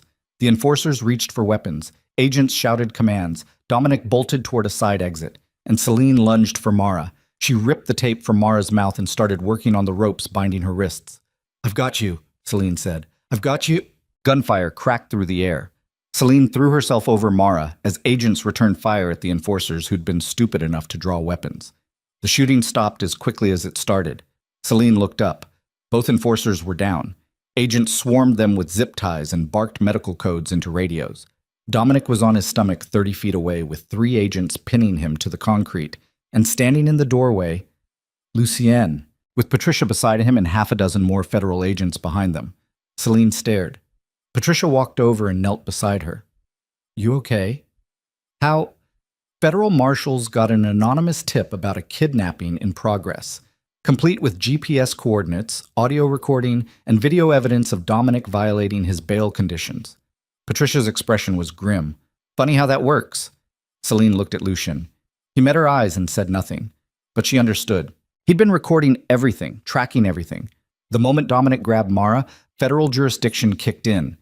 And the moment he forced a confession under duress, the entire smear campaign became evidence of obstruction. Agents helped Celine and Mara to their feet. EMTs appeared to check them for injuries. Across the warehouse, Dominic was being read his rights while agents documented the scene. He caught Celine's eye one last time and smiled. It wasn't the smile of someone who'd lost. It was the smile of someone who knew something she didn't. They found out what he knew 6 hours later. Celine sat in a federal building conference room with Patricia, Lucien, and Director Walsh, while agents compiled evidence from the warehouse raid. Everything should have been perfect. Dominic caught red-handed. Mara safe. The smear campaign exposed as fabrication, but Walsh's expression was wrong. She entered the conference room carrying a file that looked too thin for good news. We have a problem, she said. Lucien leaned forward. What kind of problem? Walsh opened the file. The offshore bank accounts tied to the fake evidence. We traced them. And? They don't lead back to Dominic Mercer. She slid a document across the table. They lead to a shell corporation owned by Lucien Moretti Holdings. The room went silent. Celine stared at the document, then at Lucien. That's impossible, Lucien said. The incorporation papers are dated 3 months ago, signed with your digital signature, and the initial capital transfer came from your primary business account. Walsh's voice was flat, professional. Mr. Moretti, I need you to explain why you were funding a smear campaign against the prosecution's key witness. I wasn't. Then how do you explain this? Lucien took the document and read it carefully. His expression didn't change, but something flickered behind his eyes. Someone forged these, he said. With your digital signature? It's not impossible. It's highly unlikely. Walsh pulled out another document. And there's more. Bank records show regular transfers from your accounts to Celine Vale's account over the past 6 months. Amounts that correspond with my salary, Celine cut in. I work for him. These amounts exceed standard bookkeeping salaries by a significant margin. Walsh looked between them. It creates the appearance of a financial relationship beyond employment. Patricia's jaw tightened. You're suggesting... I'm not suggesting anything. I'm telling you what the evidence shows. Walsh closed the file. And what it shows is a pattern of financial connection between Mr. Moretti and Miss Vale that predates the Mercer investigation. Combined with the shell corporations, the fabricated evidence, and the coordinated media campaign. You think we fabricated the entire case, Lucien finished. I think there are questions that need to be answered. Celine's hands went numb. This was it. The final trap. Not Dominic holding a gun to Mara's head. Not threats or violence or public humiliation. This was Dominic destroying them with their own weapons. He set us up, Celine whispered, from the beginning. Walsh looked at her. Who? Dominic. The money, the signatures, all of it. He had access to everything he needed. She turned to Lucien. Your business accounts. Your digital signature. How hard would it be for someone with his resources to... Very hard, Lucien said. Unless they had help from inside my organization. The implication hung in the air like poison. Patricia spoke carefully. Are you suggesting someone inside Moretti Holdings is working with the Mercers? I'm suggesting it's the only explanation that makes sense. Walsh stood. Mr. Moretti, I'm going to need you to come with me for formal questioning. Ms. Vale, you're not under arrest, but I strongly advise you not to leave Charleston. This is insane, Celine said. We're the victims here. That's what we're trying to determine. Walsh opened the door. Agents waited outside. Mr. Moretti? Lucien stood slowly. He looked at Celine. Don't say anything without Patricia present, and don't trust anyone except her and Raphael. Lucien, I mean it. Anyone. Then he walked out with federal agents flanking him like a man who'd expected this all along. The door closed. Celine sat frozen. Patricia pulled out her phone and started making calls to lawyers, contacts, anyone who could explain how everything had gone so catastrophically wrong in the space of 6 hours. But Celine wasn't listening. She was remembering Dominic's smile in the warehouse and understanding finally what he'd been planning all along. Not just to destroy her credibility, not just to escape prosecution, but to turn the entire investigation inside out and make her the criminal while he walked free. Goodbye. They released Lucien 8 hours later without charges, but the damage was done. News crews camped outside Moretti Holdings. Federal agents executed search warrants across 4 properties. Business partners distanced themselves. Politicians who'd once taken his calls stopped answering. And through it all, one question echoed louder than the rest. Who inside Lucien's organization had betrayed him? Celine sat in the penthouse living room at 3 a.m., waiting for Lucien to return from his attorney meetings. When he finally walked through the door, he looked like he'd aged a decade. Raphael's running internal audits, he said without preamble. Checking every financial transaction for the past year. If someone inside gave the Mercers access, we'll find them, Celine finished. Lucien poured himself a drink. You should leave Charleston. What? This is my fight now. My organization. My problem. He drained the glass. You staying just makes you a target. I'm already a target. Then don't make it worse. Celine stood and crossed to where he was leaning against the window. I'm not running. It's not running. It's surviving. Same thing. She waited until he looked at her. You saved me when nobody else would. You burned down a dynasty to give me a chance to fight back. You think I'm going to abandon you the first time things get hard? This isn't hard. This is annihilation. His voice was raw. The federal investigation alone could take down everything I've built. And if someone inside betrayed me, he stopped. I don't know who to trust anymore. Trust me, Lucian laughed bitterly. You're the one person I know they're trying to destroy. Exactly, which means I've got nothing left to lose. They stood in the darkness while Charleston moved through its rhythms outside. Ships in the harbor, cars on distant streets, a city that didn't care who survived its violence. Celine's phone buzzed. She almost didn't check it, but something made her look. Unknown number. A message loaded. A photo. Raphael, standing in what looked like a parking garage, talking to someone whose face was turned away from the camera. The caption made Celine's blood freeze. Your loyal guard dog isn't so loyal. Ask him about the $50,000 he received last month. Ask him who paid. Ask him what he traded for it. Celine stared at the message until the screen blurred. Then she looked up at Lucien and realized with sickening certainty that Dominic's final trap wasn't destroying their credibility or turning federal prosecutors against them. It was making them destroy each other. What is it? Lucien asked. Celine's hand tightened around the phone. She had two choices. Show him the message and watch everything collapse as paranoia consumed them both, or hide it and hope she was wrong about what it meant. Outside, dawn started bleeding across the horizon, and Celine realized that no matter which choice she made, she was about to lose everything. Celine stared at the photo of Raphael for 3 seconds that felt like hours. Then she made her choice. She handed Lucien the phone. He read the message. His expression went from confused to cold in the space of a heartbeat. When did this come in? His voice was dangerously quiet. 30 seconds ago.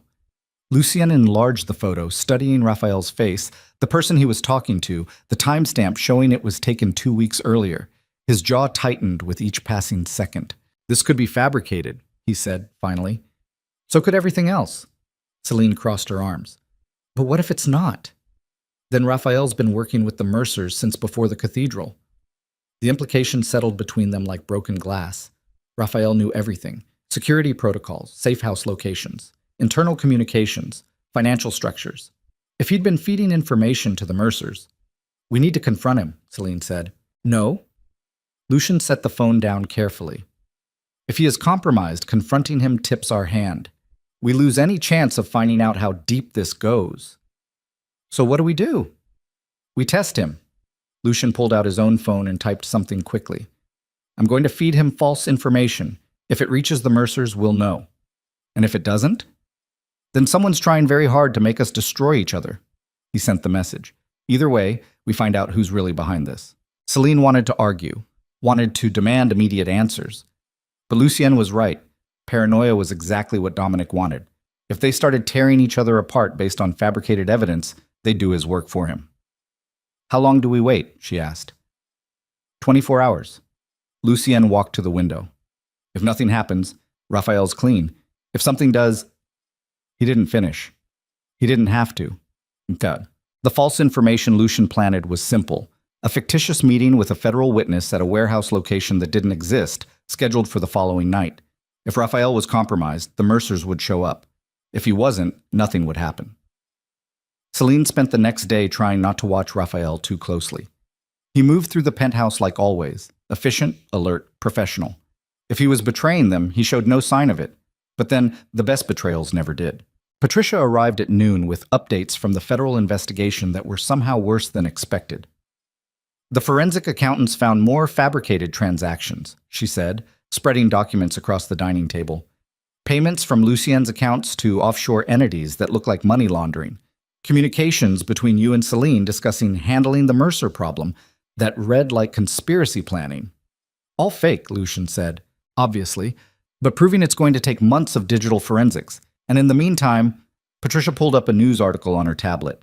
The court of public opinion has already decided you're guilty. The headline read, Crime boss and victim or con artists. The Mercer case unravels. Celine scanned the article. It painted them as opportunistic criminals who'd weaponized the justice system for personal gain. Every legitimate piece of evidence against the Mercers was now being questioned. Witnesses were recanting. Federal prosecutors were publicly discussing whether to drop charges. Dominic's winning, Celine said quietly. Not yet. Patricia closed the tablet. But he's destroying your credibility faster than we can rebuild it. How do we stop him? We need proof. Real, undeniable proof that he orchestrated this entire setup. Patricia looked at Lucien. Which means we need to find whoever helped him access your systems. Lucien's expression was unreadable. I'm working on it. Work faster, because if federal prosecutors decide this case is too compromised. Patricia stood. Everyone involved goes down, including you two. After she left, Celine turned to Lucien. What if we can't find proof in time? Then we make our own. How? Lucien was quiet for a long moment. Then, by forcing Dominic to show his hand. Night fell with the weight of a guillotine waiting to drop. Lucien and Celine sat in the darkened penthouse, monitoring the warehouse location through security cameras Raphael had installed earlier that day. The building was empty, abandoned. Exactly as it should be if the information was truly false. But if Raphael had leaked it... Movement. Raphael's voice came through the comms. He was positioned 3 blocks away with a clear view of the warehouse entrance. 2 vehicles approaching from the south. Celine's breath caught. On the monitor, headlights cut through darkness as 2 black SUVs pulled up to the warehouse. Doors opened. 6 men climbed out. Professional security, the kind with military training and expensive equipment. Not federal agents, not police. Private contractors. Are those Mercer's people? Celine asked. Lucien's jaw tightened. No, they're mine. The words hit like a physical blow. What? Those men work for Moretti Holdings Security Division. His voice was flat. Cold. Which means someone with access to my payroll sent them here. Raphael's voice came through the comms again. Lucien, I'm seeing... Yeah, I see them. Lucien cut him off. Raphael, where are you right now? A pause. 3 blocks north. Surveillance position like you ordered. Show me. Another pause. Then Raphael's camera feed appeared on the monitor, showing his view of the warehouse from an elevated position. It matched what they were seeing. Celine looked at Lucien. He's where he's supposed to be. Unless he called in the team before taking position. But Lucien's voice carried a note of uncertainty now. On the monitors, the security team entered the warehouse. They moved with tactical precision, clearing rooms, checking sight lines, setting up positions like they expected a target to arrive. They're preparing an ambush, Celine said, for a meeting that doesn't exist. Lucien stood and grabbed his phone, which means someone told them it does. He made a call. Marcus, it's Moretti. Why are 6 of my security contractors at the Tillman warehouse right now? Silence on the other end. Then, Sir, I have no record of any deployment to that location. Then who authorized it? Let me check the logs. Computer keys clicked rapidly. Sir, the authorization came through your executive assistant's account 2 hours ago. Payment approval and tactical briefing included. Lucien's expression went deadly calm. My assistant is standing right here and didn't send anything. More silence. Sir, the digital signature matches. The authorization codes are correct. Whoever sent this had full access to your executive systems. Lucien hung up. Celine's hands were shaking. Your assistant, that's an internal position. Someone with that kind of access has been in my organization for years. Lucien pulled up security footage from his office. And I'm going to find out who. But before he could, Raphael's voice crackled through the comms with an edge of urgency. We've got a problem. 3rd vehicle approaching, different signature. On the monitor, a silver sedan pulled up behind the SUVs. 1 person climbed out, Dominic Mercer. He walked into the warehouse alone like he owned it. Son of a bitch, Lucien breathed. He's here personally. Why would he... Celine stopped. It's a message. He's showing us he knows about the test. He's showing us someone inside your organization is feeding him everything. Lucien was already moving. Raphael, maintain position. Celine, stay here. Where are you going? To end this. He grabbed a jacket and headed for the door. Celine caught his arm. You can't go there alone. If Dominic has 6 armed men, then I'll handle 6 armed men. His eyes were ice. This ends tonight. Let me come with you. No. Lucien, I said no. He pulled free gently. If something happens to me, you're the only one who can still testify. You're the only one who can make sure the Mercers pay for what they've done. So you stay here where it's safe. Safe? Celine's voice cracked. Nothing about this is safe. We're being torn apart from the inside by someone we trusted, and you want me to just sit here? Yes. Lucien's voice softened slightly. Because I need you alive more than I need backup. Before she could respond, he was gone. Chandit. Celine lasted exactly 90 seconds before making her own decision. She grabbed her phone and called the one person who might actually help. Patricia answered on the second ring. This better be important. Lucien's walking into an ambush at the Tillman warehouse. Dominic Mercer is there with 6 armed contractors. And I think someone inside Lucien's organization set the whole thing up. Patricia swore. Where are you? The penthouse. Stay there. I'm calling federal marshals. There's no time. By the time they mobilize, Lucien's dead. Celine was already moving toward the door. I'm going. Celine, don't... She hung up and ran. Back. The warehouse sat in a pool of industrial darkness when Celine arrived 20 minutes later. She'd taken Lucien's backup car, a nondescript sedan he kept for situations requiring discretion. She parked 3 blocks away and approached on foot, staying in shadows. Raphael's voice came through the earpiece she'd grabbed on her way out. Celine, what the hell are you doing here? Back up. Lucien's going to kill me for letting you... Lucien doesn't control me. She crouched behind a rusted shipping container. What's the situation? Raphael sighed. Lucien entered through the south entrance 4 minutes ago. Dominic and the contractors are inside. No shots fired yet, but it's coming. Celine checked the knife strapped to her ankle. It wasn't much, but it was something. Can you get me inside without being seen? North entrance, service door. It's unlocked and leads to a maintenance corridor that runs behind the main floor. He paused. But Celine, if this goes bad, it's already bad. She moved toward the north entrance, keeping low and fast.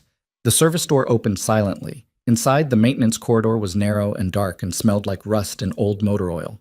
Voices echoed from the main floor ahead. Celine crept forward until she could see through a gap in the wall paneling. The warehouse opened into a vast space lit by harsh industrial lights. Dominic stood in the center with his 6 contractors arranged around him in a loose perimeter, and facing them, Lucien. He stood alone with his hands visible and empty, completely calm, like he was negotiating a business deal instead of staring down 7 armed men. This is dramatic, Lucien said. Even for you. Dominic smiled. I wanted privacy. You wanted to gloat. Can you blame me? Dominic gestured at the contractors. These are your men, Lucien, your security team, sent here on your orders by someone with access to your executive systems. How does it feel to be betrayed by your own people? Feels familiar. Lucien's tone was conversational. I've been doing this long enough to know trust is a liability. Yet you trusted the wrong person anyway. Dominic pulled out his phone and held it up. Want to see who? Celine's breath caught. Lucien didn't move. Show me. Dominic tapped the screen. A photo appeared. Even from her hiding spot, Celine could see it clearly. Patricia Chen, standing in what looked like a parking garage, talking to someone whose face was turned away. The timestamp showed 3 weeks earlier, right before the cathedral incident. Your lawyer, Dominic said. The woman you trusted to protect you. The woman who had access to every aspect of your defense strategy. The woman who's been feeding me information since the day you hired her. Celine's world tilted. No, it wasn't possible. Patricia had fought for them, protected them, spent sleepless nights building their defense. Unless that was the point. Get close. Gain trust. Learn everything. And then use that knowledge to destroy them from the inside. You're lying, Lucy said. Am I? Dominic pulled up another image. Bank records showing payments from a Mercer family trust to a shell corporation owned by Patricia Chen, $50,000. Transferred the week before your cathedral stunt. Lucien's expression didn't change, but something flickered in his eyes. She gave us everything, Dominic continued. Your security protocols, Celine's deposition prep, federal witness protection details. And in return, I made sure she'd be the star attorney who brought down a crime boss. He smiled. Win-win. Except you're still facing federal charges. For now. Dominic pocketed his phone. But by the time Patricia finishes dismantling your credibility and Celine's testimony, those charges will collapse. The federal case will fall apart, and I'll walk away clean while you and your little broken bird go to prison for conspiracy. Lucien took one step forward. The contractor's hands moved to their weapons. Easy, Dominic said. I didn't bring you here to kill you. I brought you here to offer a deal. I don't make deals with predators. Sure you do. You've been making them your whole life. Dominic's voice turned cold. Here's mine. Walk away. Leave Charleston. Disappear into whatever hole you crawled out of, and I'll make sure the federal investigation dies quietly. No charges, no trial, no prison. And Celine? What about her? She walks too. Dominic laughed. Absolutely not. She humiliated me, destroyed my family, made me look weak in front of people who matter. His smile vanished. She pays. Then we don't have a deal. Then you both go down. Dominic nodded to the contractors. These men are ready to testify that you hired them to intimidate federal witnesses, that you've been running a criminal conspiracy, that everything Celine said about me was fabricated on your orders. And you think anyone will believe that? I think Patricia will make them believe it. Dominic stepped closer. Face it, Lucien, you lost. You tried to play hero for some damaged foster kid who wasn't worth saving, and it cost you everything. Lucien's hands clenched, but his voice stayed calm. You're wrong about one thing. What's that? She was worth it. Then Lucien moved. It happened faster than Celine's mind could process. Lucien closed the distance to Dominic in 2 strides and threw a punch that connected with Dominic's jaw hard enough to snap his head back. Dominic stumbled. The contractor surged forward. Lucien caught the first one with an elbow to the throat and used the man's momentum to throw him into the second contractor. Both went down in a tangle of limbs. The other 4 opened fire. Lucien dove behind a steel support beam as bullets sparked off metal and concrete. Celine's heart stopped. She couldn't just watch this. She burst out of the maintenance corridor and sprinted toward the chaos. Celine, no! Raphael's voice screamed through the earpiece. But she was already moving. One of the contractors spotted her and swung his weapon around. Celine dropped and slid across the concrete floor, pulling the knife from her ankle sheath as she moved. She slashed upward as she slid past him, catching the back of his knee. He screamed and collapsed. Celine scrambled to her feet and grabbed his fallen weapon, a handgun she barely knew how to use. Another contractor charged her. She raised the gun and pulled the trigger. The recoil shocked her. The shot went wide, but the contractor hesitated just long enough for Lucien to appear behind him and put him down with a brutal strike to the base of his skull. Get down! Lucien shouted. Celine dropped as bullets tore through the air above her head. Lucien returned fire with a weapon he'd taken from one of the fallen contractors. 2 more went down. That left one still standing, and Dominic. The last contractor grabbed Celine from behind, hauling her up and pressing a gun to her temple. Nobody move, he shouted. Lucien froze. Dominic pulled himself upright, blood streaming from his split lip. He looked at Celine with pure hatred. You just can't stay away, can you? He walked toward her slowly. I offer Lucien a clean exit, and you ruin it like you ruin everything. Let her go, Lucien said quietly. Why? So she can keep destroying my life? Dominic stopped in front of Celine. I should have killed you 2 years ago. Should have made it look like an accident and saved myself all this trouble. The contractor's grip tightened on Celine's throat. She couldn't breathe, couldn't think, could only stare at Dominic's face and see the same monster who'd broken her ribs and made her believe she deserved it. Let her go, Lucien repeated, or I put a bullet in your head right now. You won't. Dominic smiled. Because the moment you fire, he kills her. And then federal agents who are already on their way will find you standing over multiple bodies with smoking guns. He pulled out his phone. I called them 15 minutes ago. Reported shots fired and a hostage situation. They'll be here in... He checked the time. 3 minutes. Celine's vision started to gray at the edges. The contractor was choking her. She tried to fight, but his grip was professional, unbreakable. Lucien's weapon didn't waver. Last chance, Dominic. For what? You've already lost. Dominic leaned closer to Celine. Say goodbye to your hero, because he's about to watch you die knowing he couldn't save you. Something inside Celine snapped. Not fear, not desperation. Rage. Pure, clean rage at every man who'd ever made her feel powerless. She stopped fighting the contractor's grip and went limp. His hold loosened slightly as her weight dropped. That was enough. Celine drove her elbow backward into his ribs with every ounce of strength she had. He grunted. His grip slipped. She twisted and brought her knee up into his groin. He released her completely. Celine grabbed his gun and swung it toward Dominic, but Dominic was faster. He pulled his own weapon and aimed it at her chest. For one frozen heartbeat, they stood facing each other. Then 3 things happened simultaneously. Lucien fired. Dominic fired. And federal agents stormed through every entrance. The bullet hit Celine in the shoulder. She felt the impact before the pain, a sledgehammer blow that spun her sideways and dropped her to the concrete. The gun skittered away from her hand. Dominic stood frozen with a red bloom spreading across his chest where Lucien's bullet had found its mark. He looked down at the wound, then at Lucien. Then he smiled. "Worth it," he whispered, and collapsed. Federal agents swarmed the warehouse shouting commands.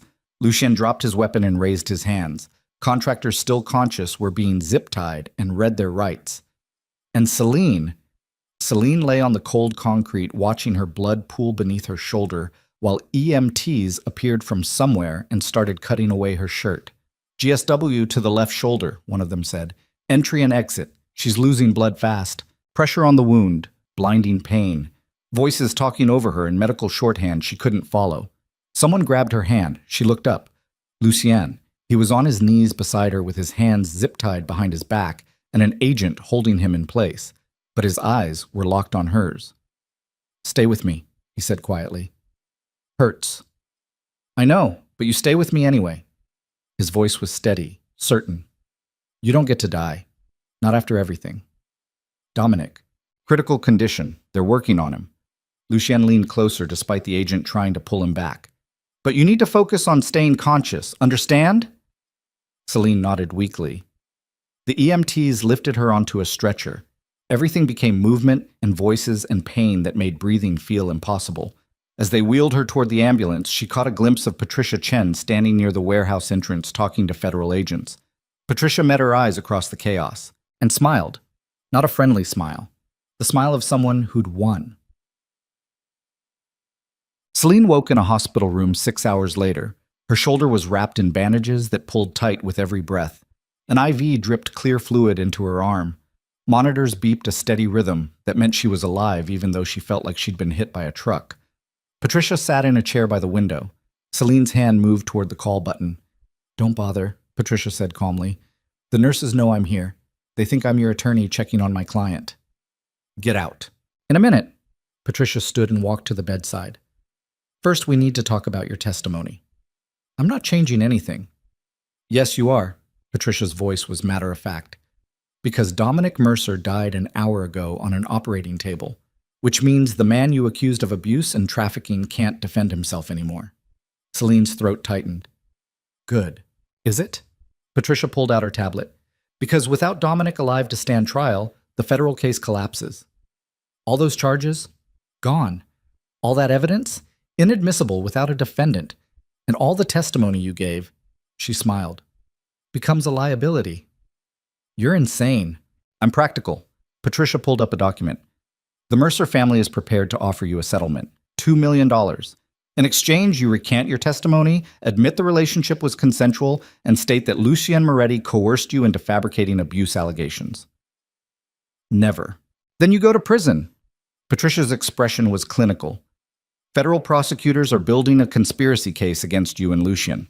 With Dominic dead, they have no reason to believe your version of events, and I have documentation proving you and Lucien planned this together." "That's a lie. Can you prove it?"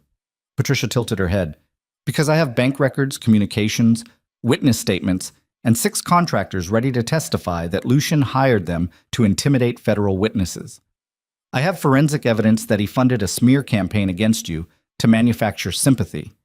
And I have your deposition prep notes where you practiced your testimony until it sounded believable."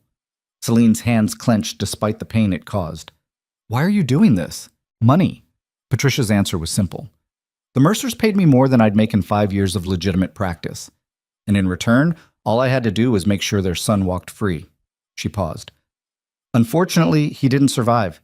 But the family still wants justice for what they perceive as a coordinated attack. So they're willing to settle, if you cooperate. And if I don't, then I bury you." Patricia's voice was ice.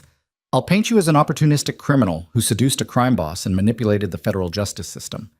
I'll destroy your credibility so thoroughly that nobody will ever believe a word you say, and I'll make sure you spend the next 20 years in federal prison." Celine met her eyes. "Do your worst." Patricia studied her for a moment, then nodded. "I was hoping you'd say that." She gathered her things. "See you in court, Miss Vale." She walked out. Celine lay staring at the ceiling while machines beeped and pain throbbed through her shoulder, and the weight of everything that had just happened crushed down on her chest. Dominic was dead.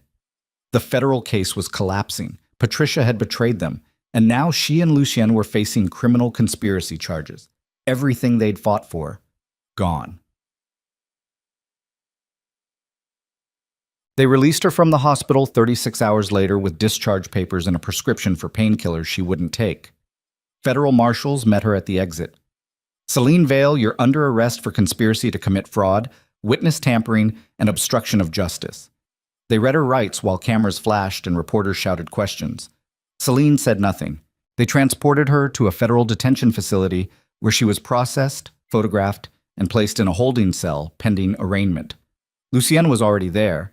They'd put him in the cell across from hers, probably to prevent communication, probably to make them both feel the isolation. He looked like he hadn't slept in days. "You okay?" he asked quietly. "No." Celine sat on the thin mattress. "You?" "Been better." Silence fell between them. Then Lucien spoke again. "I'm sorry." "For what?" "For not seeing Patricia coming. For trusting someone who was using us from the beginning. For—" He stopped. "For getting you into this." "You didn't get me into anything." Celine looked at him through the bars. "I chose to fight back. I chose to stand up. And I'd choose it again even knowing how it ends. It's not over yet.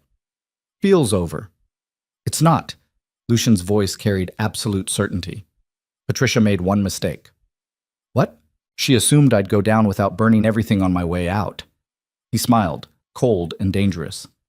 "She was wrong." Before Celine could ask what he meant, footsteps echoed down the corridor. Raphael appeared with a federal marshal.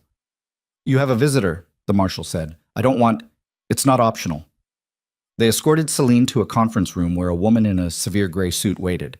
Director Walsh, the federal prosecutor who'd taken Celine's original deposition. "Sit," Walsh said. Celine sat. Walsh opened a file and pulled out documents that looked familiar. "Patricia Chen approached me this morning with evidence of a conspiracy between you and Lucien Moretti," Walsh said. "Compelling evidence, the kind that usually results in federal indictments." Celine's stomach dropped. "However," Walsh continued, "I've been investigating the Mercer family for 3 years, long before you or Lucien entered the picture, and something about Patricia's evidence bothered me." "What?" "It was too perfect." Walsh pulled out another document. "So I ran my own forensics, and what I found was interesting." She slid a report across the table. Celine read it twice before understanding what she was seeing. Every piece of evidence Patricia had used, the bank records, the communications, the witness statements, had been created using the same digital fingerprint, the same access codes, the same fabrication methods the Mercers had used to frame her in the first place. "Patricia didn't just betray you," Walsh said. "She helped the Mercers fabricate evidence against their own son to create reasonable doubt. She's been manufacturing this entire conspiracy from the beginning." "Why are you telling me this?" "Because I want justice. Real justice." Walsh leaned forward. "And the only way I get that is if you and Lucien testify against Patricia Chen and everyone she was working with in the Mercer organization." Celine's hands trembled.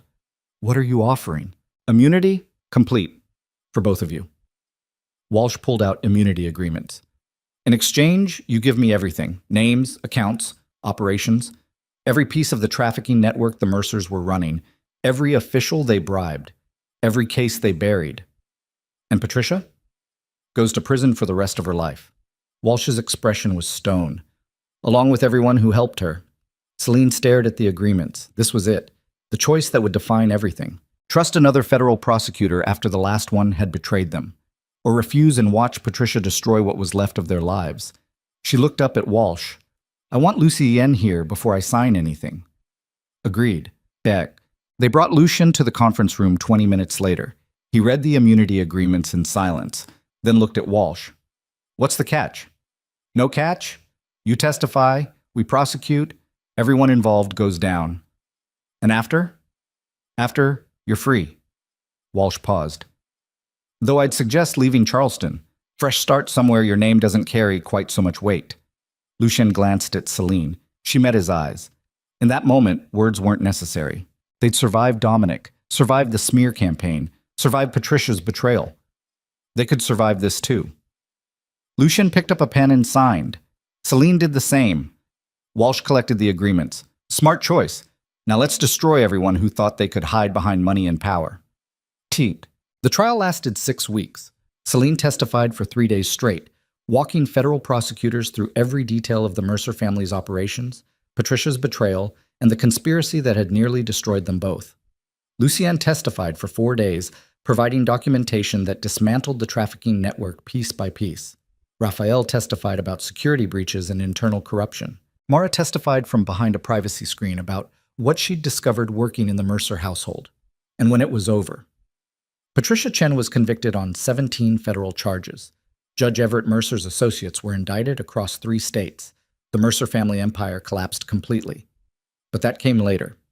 Right now, in this moment, standing in a federal courthouse while cameras flashed and reporters shouted questions, Celine felt something she hadn't felt in years.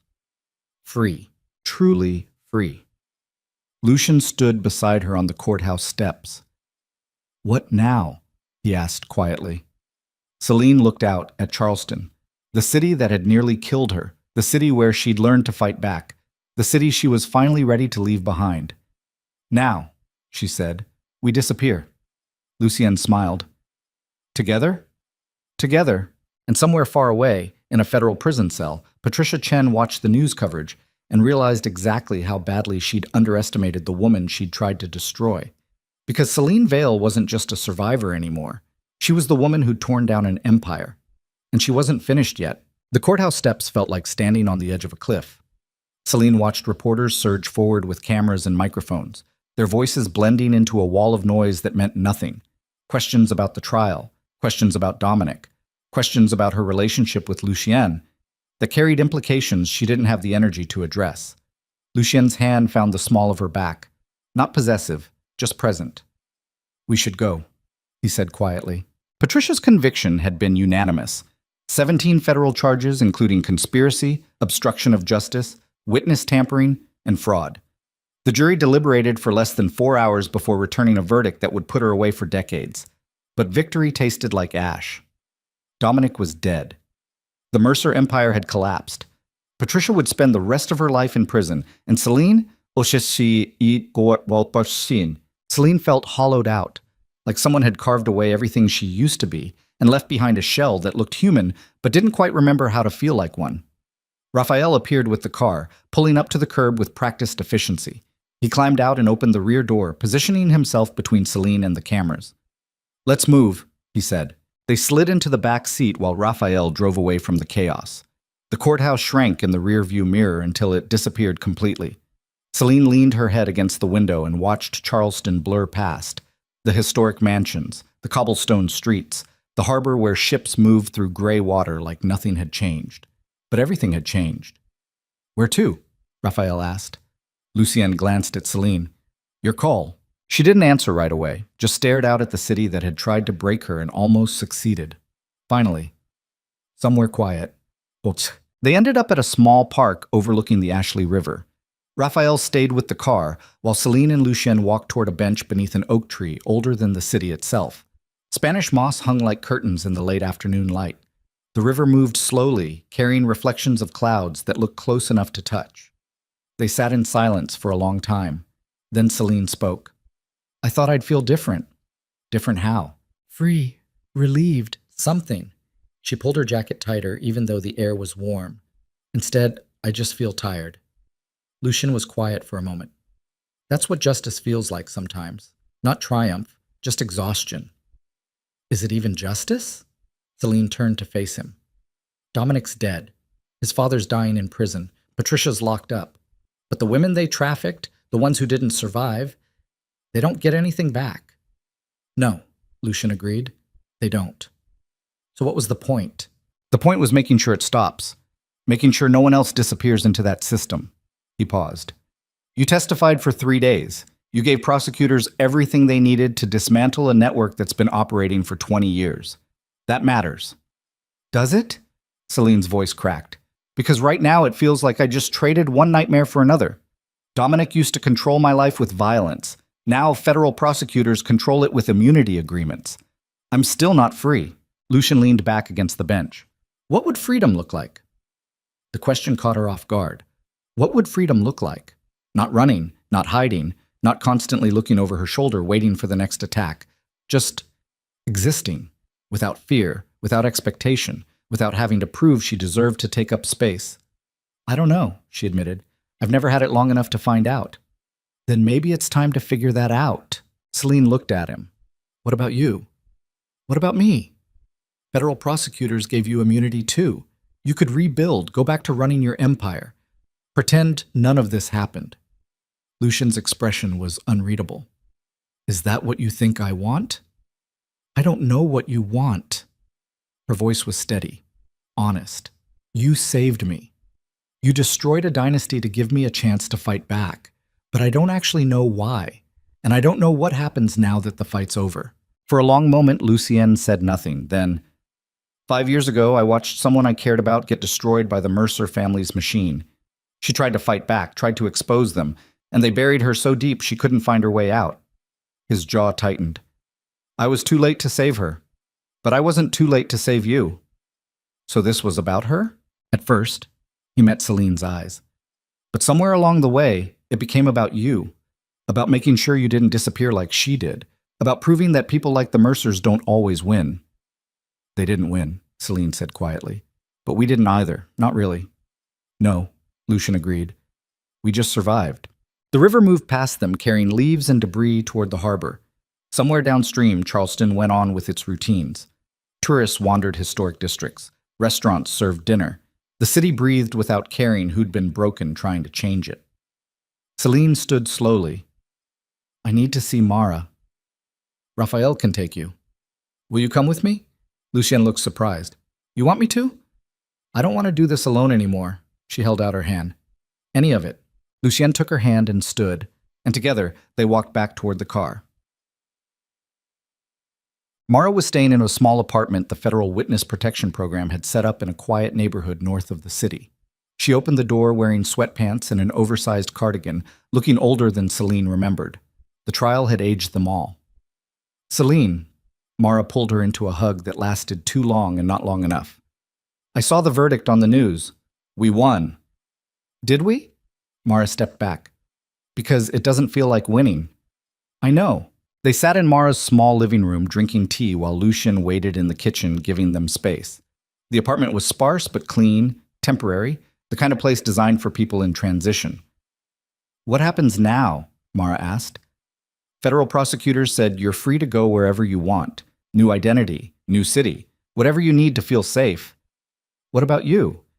Celine set down her cup. I don't know yet. Are you leaving Charleston? Probably. There's nothing left for me here. Mara was quiet for a moment. Then, I'm going to Asheville. There's a women's shelter there that needs administrative help. They offered me a position. That's good. Really good. What about you? And Mara glanced toward the kitchen where Lucien stood visible through the doorway. What about him? I don't know. Celine's voice was honest. We survived together, but I don't know if that's the same as building something real. Do you want it to be? The question hung in the air. Did she want it to be real? Lucien had saved her, protected her, given her the weapons she needed to fight back. But he'd also pulled her into a world of federal investigations and criminal conspiracies. He'd made her safer and more dangerous at the same time. I don't know what I want, Celine admitted, except to stop being afraid. Mara reached across the space between them and took Celine's hand. Then start there. Figure out what not being afraid feels like, and build everything else around it. But they left Mara's apartment as the sun was setting. Raphael drove them back toward Lucien's penthouse in silence. The city lights flickered on one by one, transforming Charleston into something that looked almost beautiful if you didn't know what hid beneath the surface. Drop me at a hotel, Celine said suddenly. Raphael glanced at Lucien in the rearview mirror.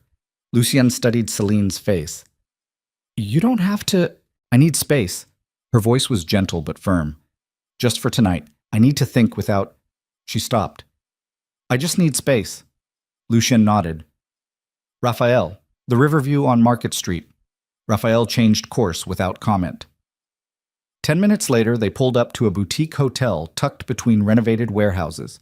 Celine climbed out, then hesitated with her hand on the door. Thank you, she said to Lucien, for everything. You don't have to thank me. I know, but I'm doing it anyway. She closed the door and walked into the hotel without looking back. Topol. The hotel room was small and anonymous. Celine stood at the window overlooking Market Street and watched people move through their evening routines. Couples holding hands, families heading to dinner, lives that looked simple from a distance even though she knew better. Her phone buzzed. A text from Lucien. If you need anything, day or night. She typed a response. Deleted it. Typed again. I know. Then she turned off the phone and sat on the edge of the bed. The silence was deafening. For months she'd been running, fighting, surviving, every moment focused on the next threat, the next testimony, the next battle to win or lose. Now there was nothing, no immediate danger, no court dates, no Dominic waiting to hurt her, just empty space where terror used to live. And Celine had no idea how to fill it. She lay back on the bed and stared at the ceiling until exhaustion finally dragged her under. Cook. She woke to sunlight streaming through the window and her phone buzzing with missed calls. 3 from Patricia's former law office, 2 from federal prosecutors, 1 from a number she didn't recognize. Celine checked the voicemail from the unknown number first. A woman's voice. Professional, but warm. Miss Vale, this is Dr. Sarah Mitchell from the Charleston Trauma Recovery Center. I worked with several women who survived the Mercer trafficking network, and your name came up during our group sessions. I'm reaching out because we're looking for someone to coordinate our survivor advocacy program. It's a new position, part administrative, part outreach. The women specifically requested someone who understands what they've been through. If you're interested, please call me back. Celine played the message twice. Then she sat at the small desk by the window and made a list. Things she was good at. Numbers. Organization. Staying calm under pressure. Surviving. Things she wanted. Safety. Purpose. A life that meant something beyond just not dying. Things she was afraid of. Trusting the wrong people.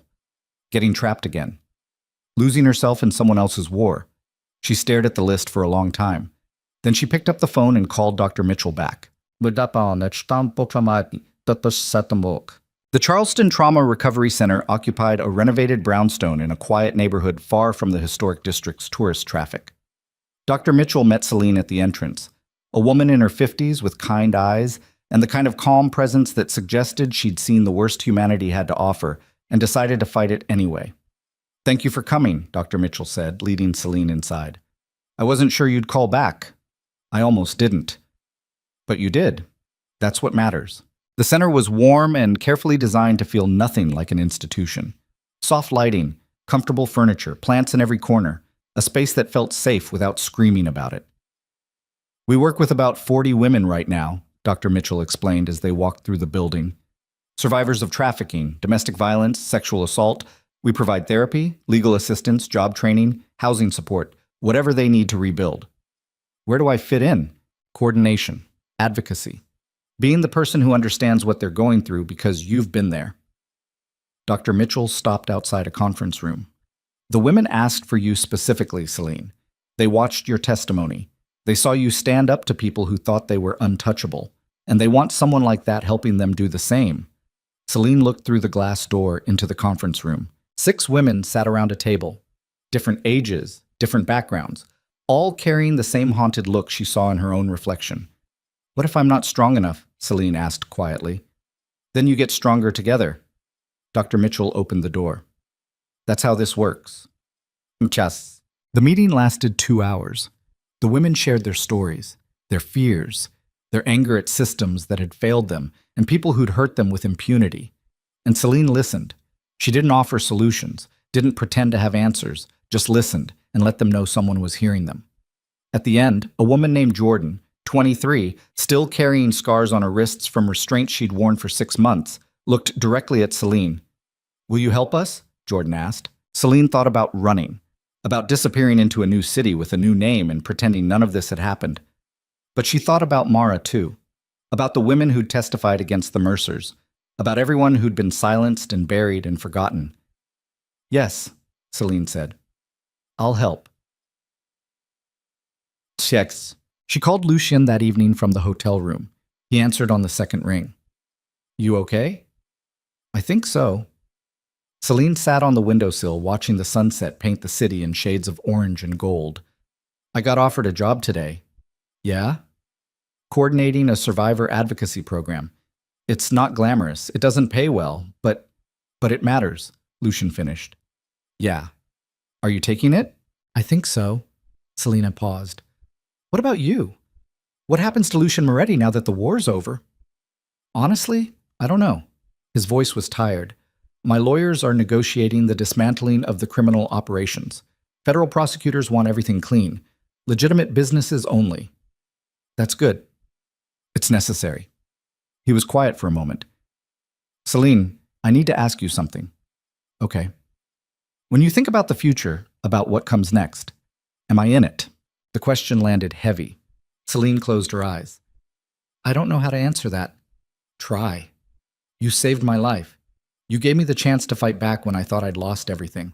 But Lucienne, her voice caught. I don't know who I am without the fear, without the running, and I can't build something real with you until I figure that out. How long do you need? I don't know. Months, maybe longer. And if I wait, I can't ask you to do that. I'm not asking permission. His tone was gentle but absolute. I'm telling you I'll wait as long as it takes. Celine's throat tightened. Why?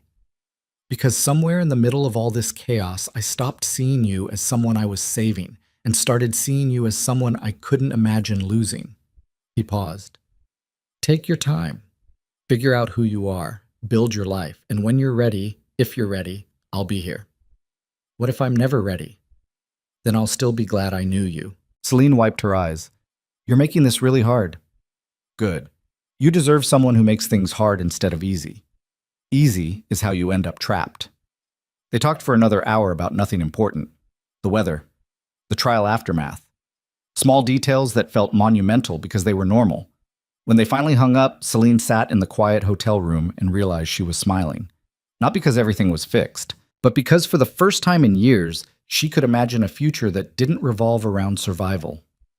6 months passed like water finding its level. Celine moved into a small apartment near the trauma center and threw herself into work that felt like purpose instead of punishment. She coordinated advocacy programs, connected survivors with legal resources, sat with women who were learning to breathe without fear. And slowly, so slowly she barely noticed, she started healing. The nightmares came less frequently. The panic attacks loosened their grip. She could walk past men who looked like Dominic without her heart trying to claw out of her chest. She wasn't fixed, wasn't whole, but she was becoming someone who could exist without constantly bracing for impact. Mara visited once a month, taking the bus down from Asheville to spend weekends walking the Battery and sharing stories about the shelter work that was giving her life new meaning. You look different, Mara said one afternoon as they sat on a bench overlooking the harbor. Different how? Lighter, like you're not carrying as much weight. Celine thought about that. I'm learning to put some of it down. Good, Mara smiled. You deserve to put it down. They watched ships move through the channel while gulls cried overhead, and tourists took photos of a city that looked beautiful if you didn't know its history. Have you seen him? Mara asked. She didn't have to clarify who she meant. No. Celine pulled her jacket tighter against the ocean breeze. He sends messages sometimes, asks how I'm doing, never pushes. Do you miss him? Sometimes. Celine was quiet for a moment. But I'm not ready yet. Will you be? I don't know. Maybe. She looked at Mara. Is that terrible, that I don't know? It's human. Mara squeezed her hand. And that's enough. Down. The text came on a Tuesday evening in early autumn. Celine was leaving the trauma center after a long day when her phone buzzed. Lucian. The Haven House is opening next week. Thought you'd want to know. Celine stopped walking. The Haven House. She'd heard about it through the Advocacy Network, a new shelter and resource center for abuse survivors opening in North Charleston. State-of-the-art facilities, legal aid, job training, medical care, everything survivors needed in one place, funded by an anonymous donation that everyone suspected came from Lucian's legitimate business operations. She typed back, "Congratulations, it's important work." His response came immediately. "Come to the opening?" Celine stared at the message. She'd avoided seeing him for 6 months, built her life carefully around spaces where he wasn't, convinced herself she needed more time. But maybe time wasn't the answer. Maybe courage was. She typed, "I'll be there." The Haven House occupied a renovated warehouse near the harbor. The opening ceremony drew politicians, advocates, survivors, and media covering the story of Charleston's newest resource for women escaping violence. Celine arrived late, slipping in through a side entrance to avoid the cameras. The main hall was filled with people. She scanned the crowd until she found him. Lucian stood near the back, talking to Dr. Mitchell and several board members. He wore a dark suit that made him look like the businessman he was becoming instead of the crime boss he used to be. He glanced up and their eyes met across the room. Something shifted in his expression. Not surprise. Recognition. He excused himself from the conversation and walked toward her. They met in a quiet corner away from the crowd. "You came," he said. "You asked." "I didn't think you would." Celine looked around at the space he'd built. The offices where lawyers would fight for women who couldn't fight for themselves. The counseling rooms where survivors would learn they weren't broken. The training center where they'd gain skills to rebuild their lives. "This is incredible," she said. "It's necessary." Lucien's voice was quiet. "And it's not enough. But it's a start." "It's more than a start. It's everything." She met his eyes. "Thank you." "For what?" "For using what you have to do something that matters." Lucien was quiet for a moment. Then, "How are you?" "Better. Not perfect, but better." "Good." They stood in the corner while the ceremony continued around them. Speeches about hope and recovery, survivors sharing their stories, applause echoing through the renovated space. Finally, Celine spoke. "I think I'm ready." "Ready for what?" "To try." She took a breath. "I don't know if this works. I don't know if we can build something real after everything that happened, but I want to try." Lucien studied her face. "Are you sure?" "No, but I'm doing it anyway." He smiled, a real smile that reached his eyes for the first time in months. "Okay. Okay? Let's try." He held out his hand. "Together." Celine took his hand, and for the first time since the cathedral, since the warehouse, since all the violence and terror and fighting, she felt something she'd almost forgotten. Hope. Not the desperate kind that clung to anything to avoid drowning, the real kind, the kind built on solid ground instead of quicksand, the kind that said maybe, just maybe, they could survive more than trauma. Maybe they could survive healing too. Shites. 3 years later, Celine stood in the office of the Haven House looking out at Charleston Harbor. The organization had grown beyond anything she'd imagined. 3 locations across the Carolinas, partnerships with federal prosecutors, a legal team that had helped prosecute 17 trafficking cases, hundreds of women rebuilding their lives with resources they'd never had before. Mara ran the Asheville branch now, building something beautiful out of the ashes of everything they'd survived. Patricia Chen was serving year 7 of a 25-year sentence. Judge Mercer had died in prison 18 months earlier, and the women who'd been silenced by the Mercer family's machine were finally being heard. Celine heard footsteps behind her. Lucien entered carrying 2 cups of coffee and a folder that probably contained reports she should have read yesterday.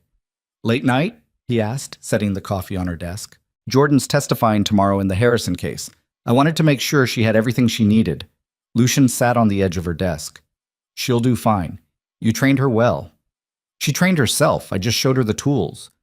They'd been together 2 years now, living in a house overlooking the water, building something that looked like a life instead of a war. It wasn't perfect. They still fought, still carried scars that ached in cold weather, still woke from nightmares sometimes. But they'd learned to fight fair, to hold each other through the bad nights, to choose each other every day instead of taking it for granted. "I have something for you," Lucien said. He handed her the folder. Inside was a proposal. Detailed. Professional. Ambitious. A national coalition of survivor advocacy organizations. Coordinated resources. Shared legal strategies. Federal funding applications. Everything needed to take what they'd built in Charleston and scale it across the country. "You're serious?" Celine asked. "Completely." Lucien's expression was steady. "You've spent 3 years proving this model works. Now let's make sure it reaches everyone who needs it." Celine read through the proposal again. The scope was massive. The work would be brutal. The obstacles would be constant. But it mattered. "When do we start?" she asked. "Whenever you're ready." Celine looked out at the harbor where ships moved through sunset light. The same harbor where the Mercers had once smuggled human beings like cargo. The same city that had nearly destroyed her. But she'd survived. More than that, she'd built something from the ruins. "Let's start now," she said. Fish shop.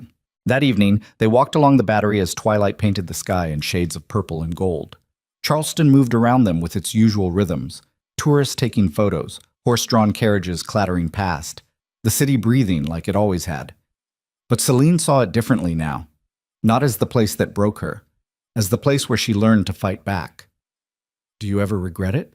Lucian asked quietly. Regret what? Any of it. The cathedral, the trial, everything that came after. Celine thought about the question, about Dominic's violence, Patricia's betrayal, the months of fear and running and testimony that carved pieces out of her she'd never get back. No, she said finally. I regret what happened, but I don't regret fighting back, and I don't regret surviving. Even though it cost everything? It didn't cost everything. She stopped walking and turned to face him. It cost the version of me who thought she deserved to be hurt, the version who stayed quiet, the version who made herself small to avoid taking up space. She paused. And I'm not sorry she's gone. Lucian pulled her close. Not possessive, just present. They stood together while the harbor darkened and city lights flickered on one by one. Somewhere in the distance, the Haven House glowed like a lighthouse for people still trying to find their way out of the storm. And Celine realized that this, right here, was what freedom felt like. Not the absence of fear, the presence of choice, the knowledge that she'd survived the worst and built something beautiful from the wreckage. What are you thinking? Lucien asked. Celine smiled. That I'm exactly where I'm supposed to be. Here, with you, doing this work, building something that matters. She looked up at him. I spent so long trying to disappear. Now I'm ready to be seen. Good. Lucien kissed her forehead. Because you're worth seeing. They walked back toward their car while Charleston breathed around them.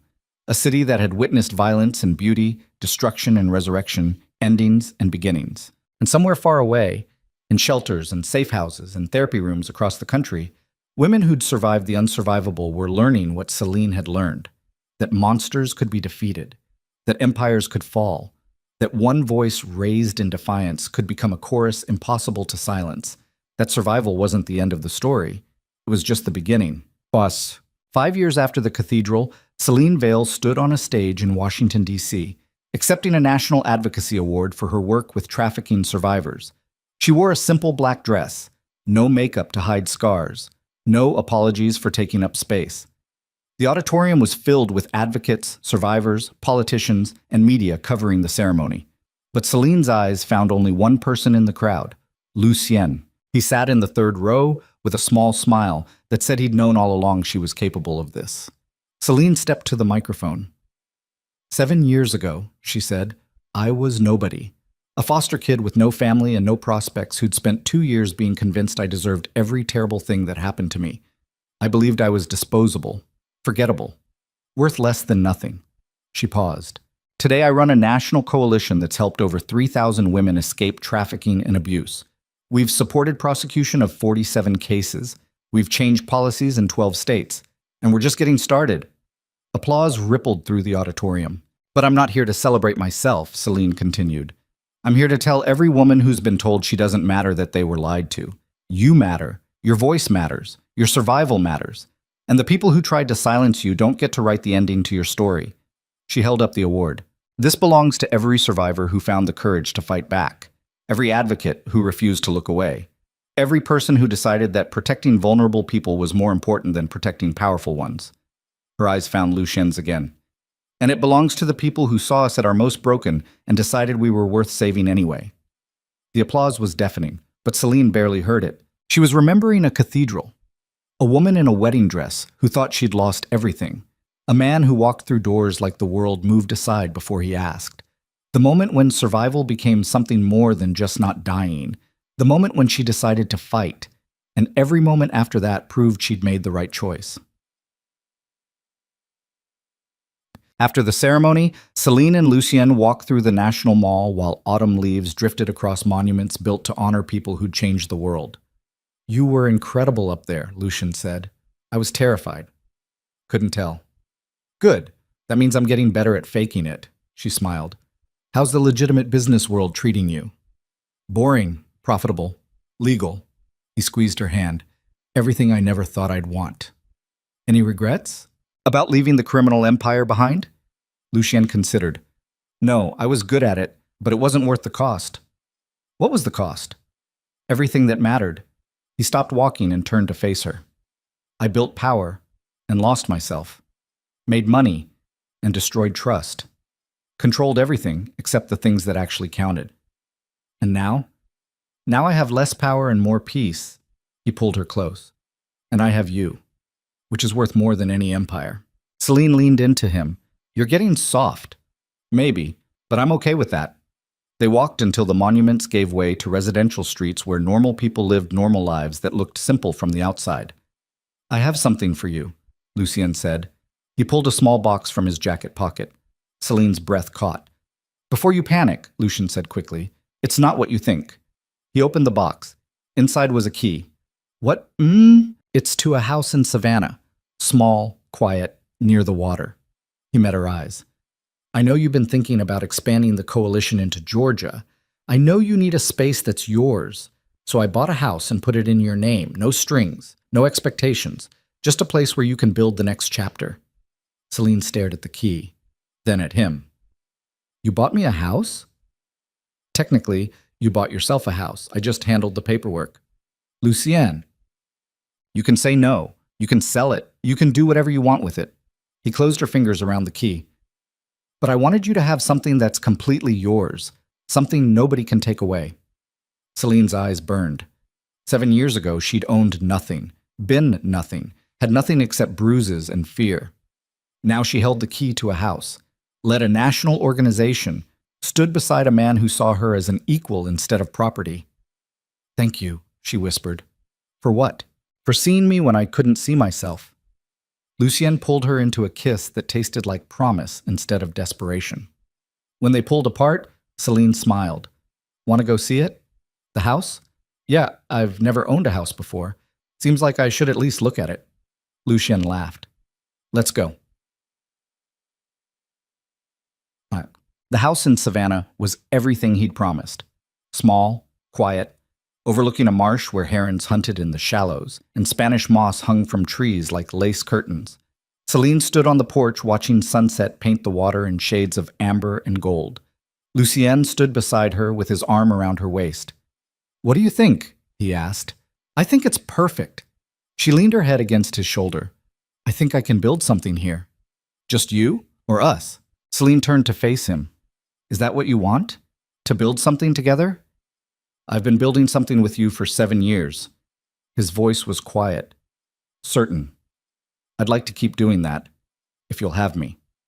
Celine looked at the house, at the marsh, at the life spreading out before them like an open road. 7 years ago, she'd stood in a cathedral wearing a wedding dress and thought her life was over. She'd been wrong. Her life was just beginning. Yeah, she said. I'll have you. Lucien smiled. Good, because I'm not going anywhere. They stood together while twilight deepened and the marsh filled with the sounds of things living instead of dying. And Celine realized that this was the ending she'd never let herself imagine. Not perfect, not painless, but real. A life built on choices instead of cages.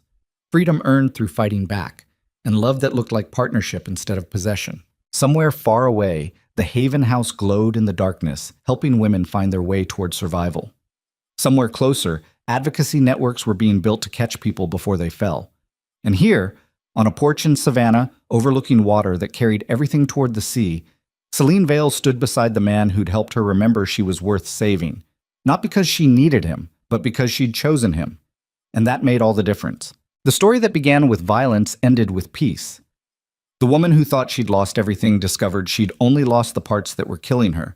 And the empire built on silencing victims crumbled beneath the weight of one voice that refused to stay quiet. Some stories end with triumph, some end with tragedy. This one ended with survival. And that was enough.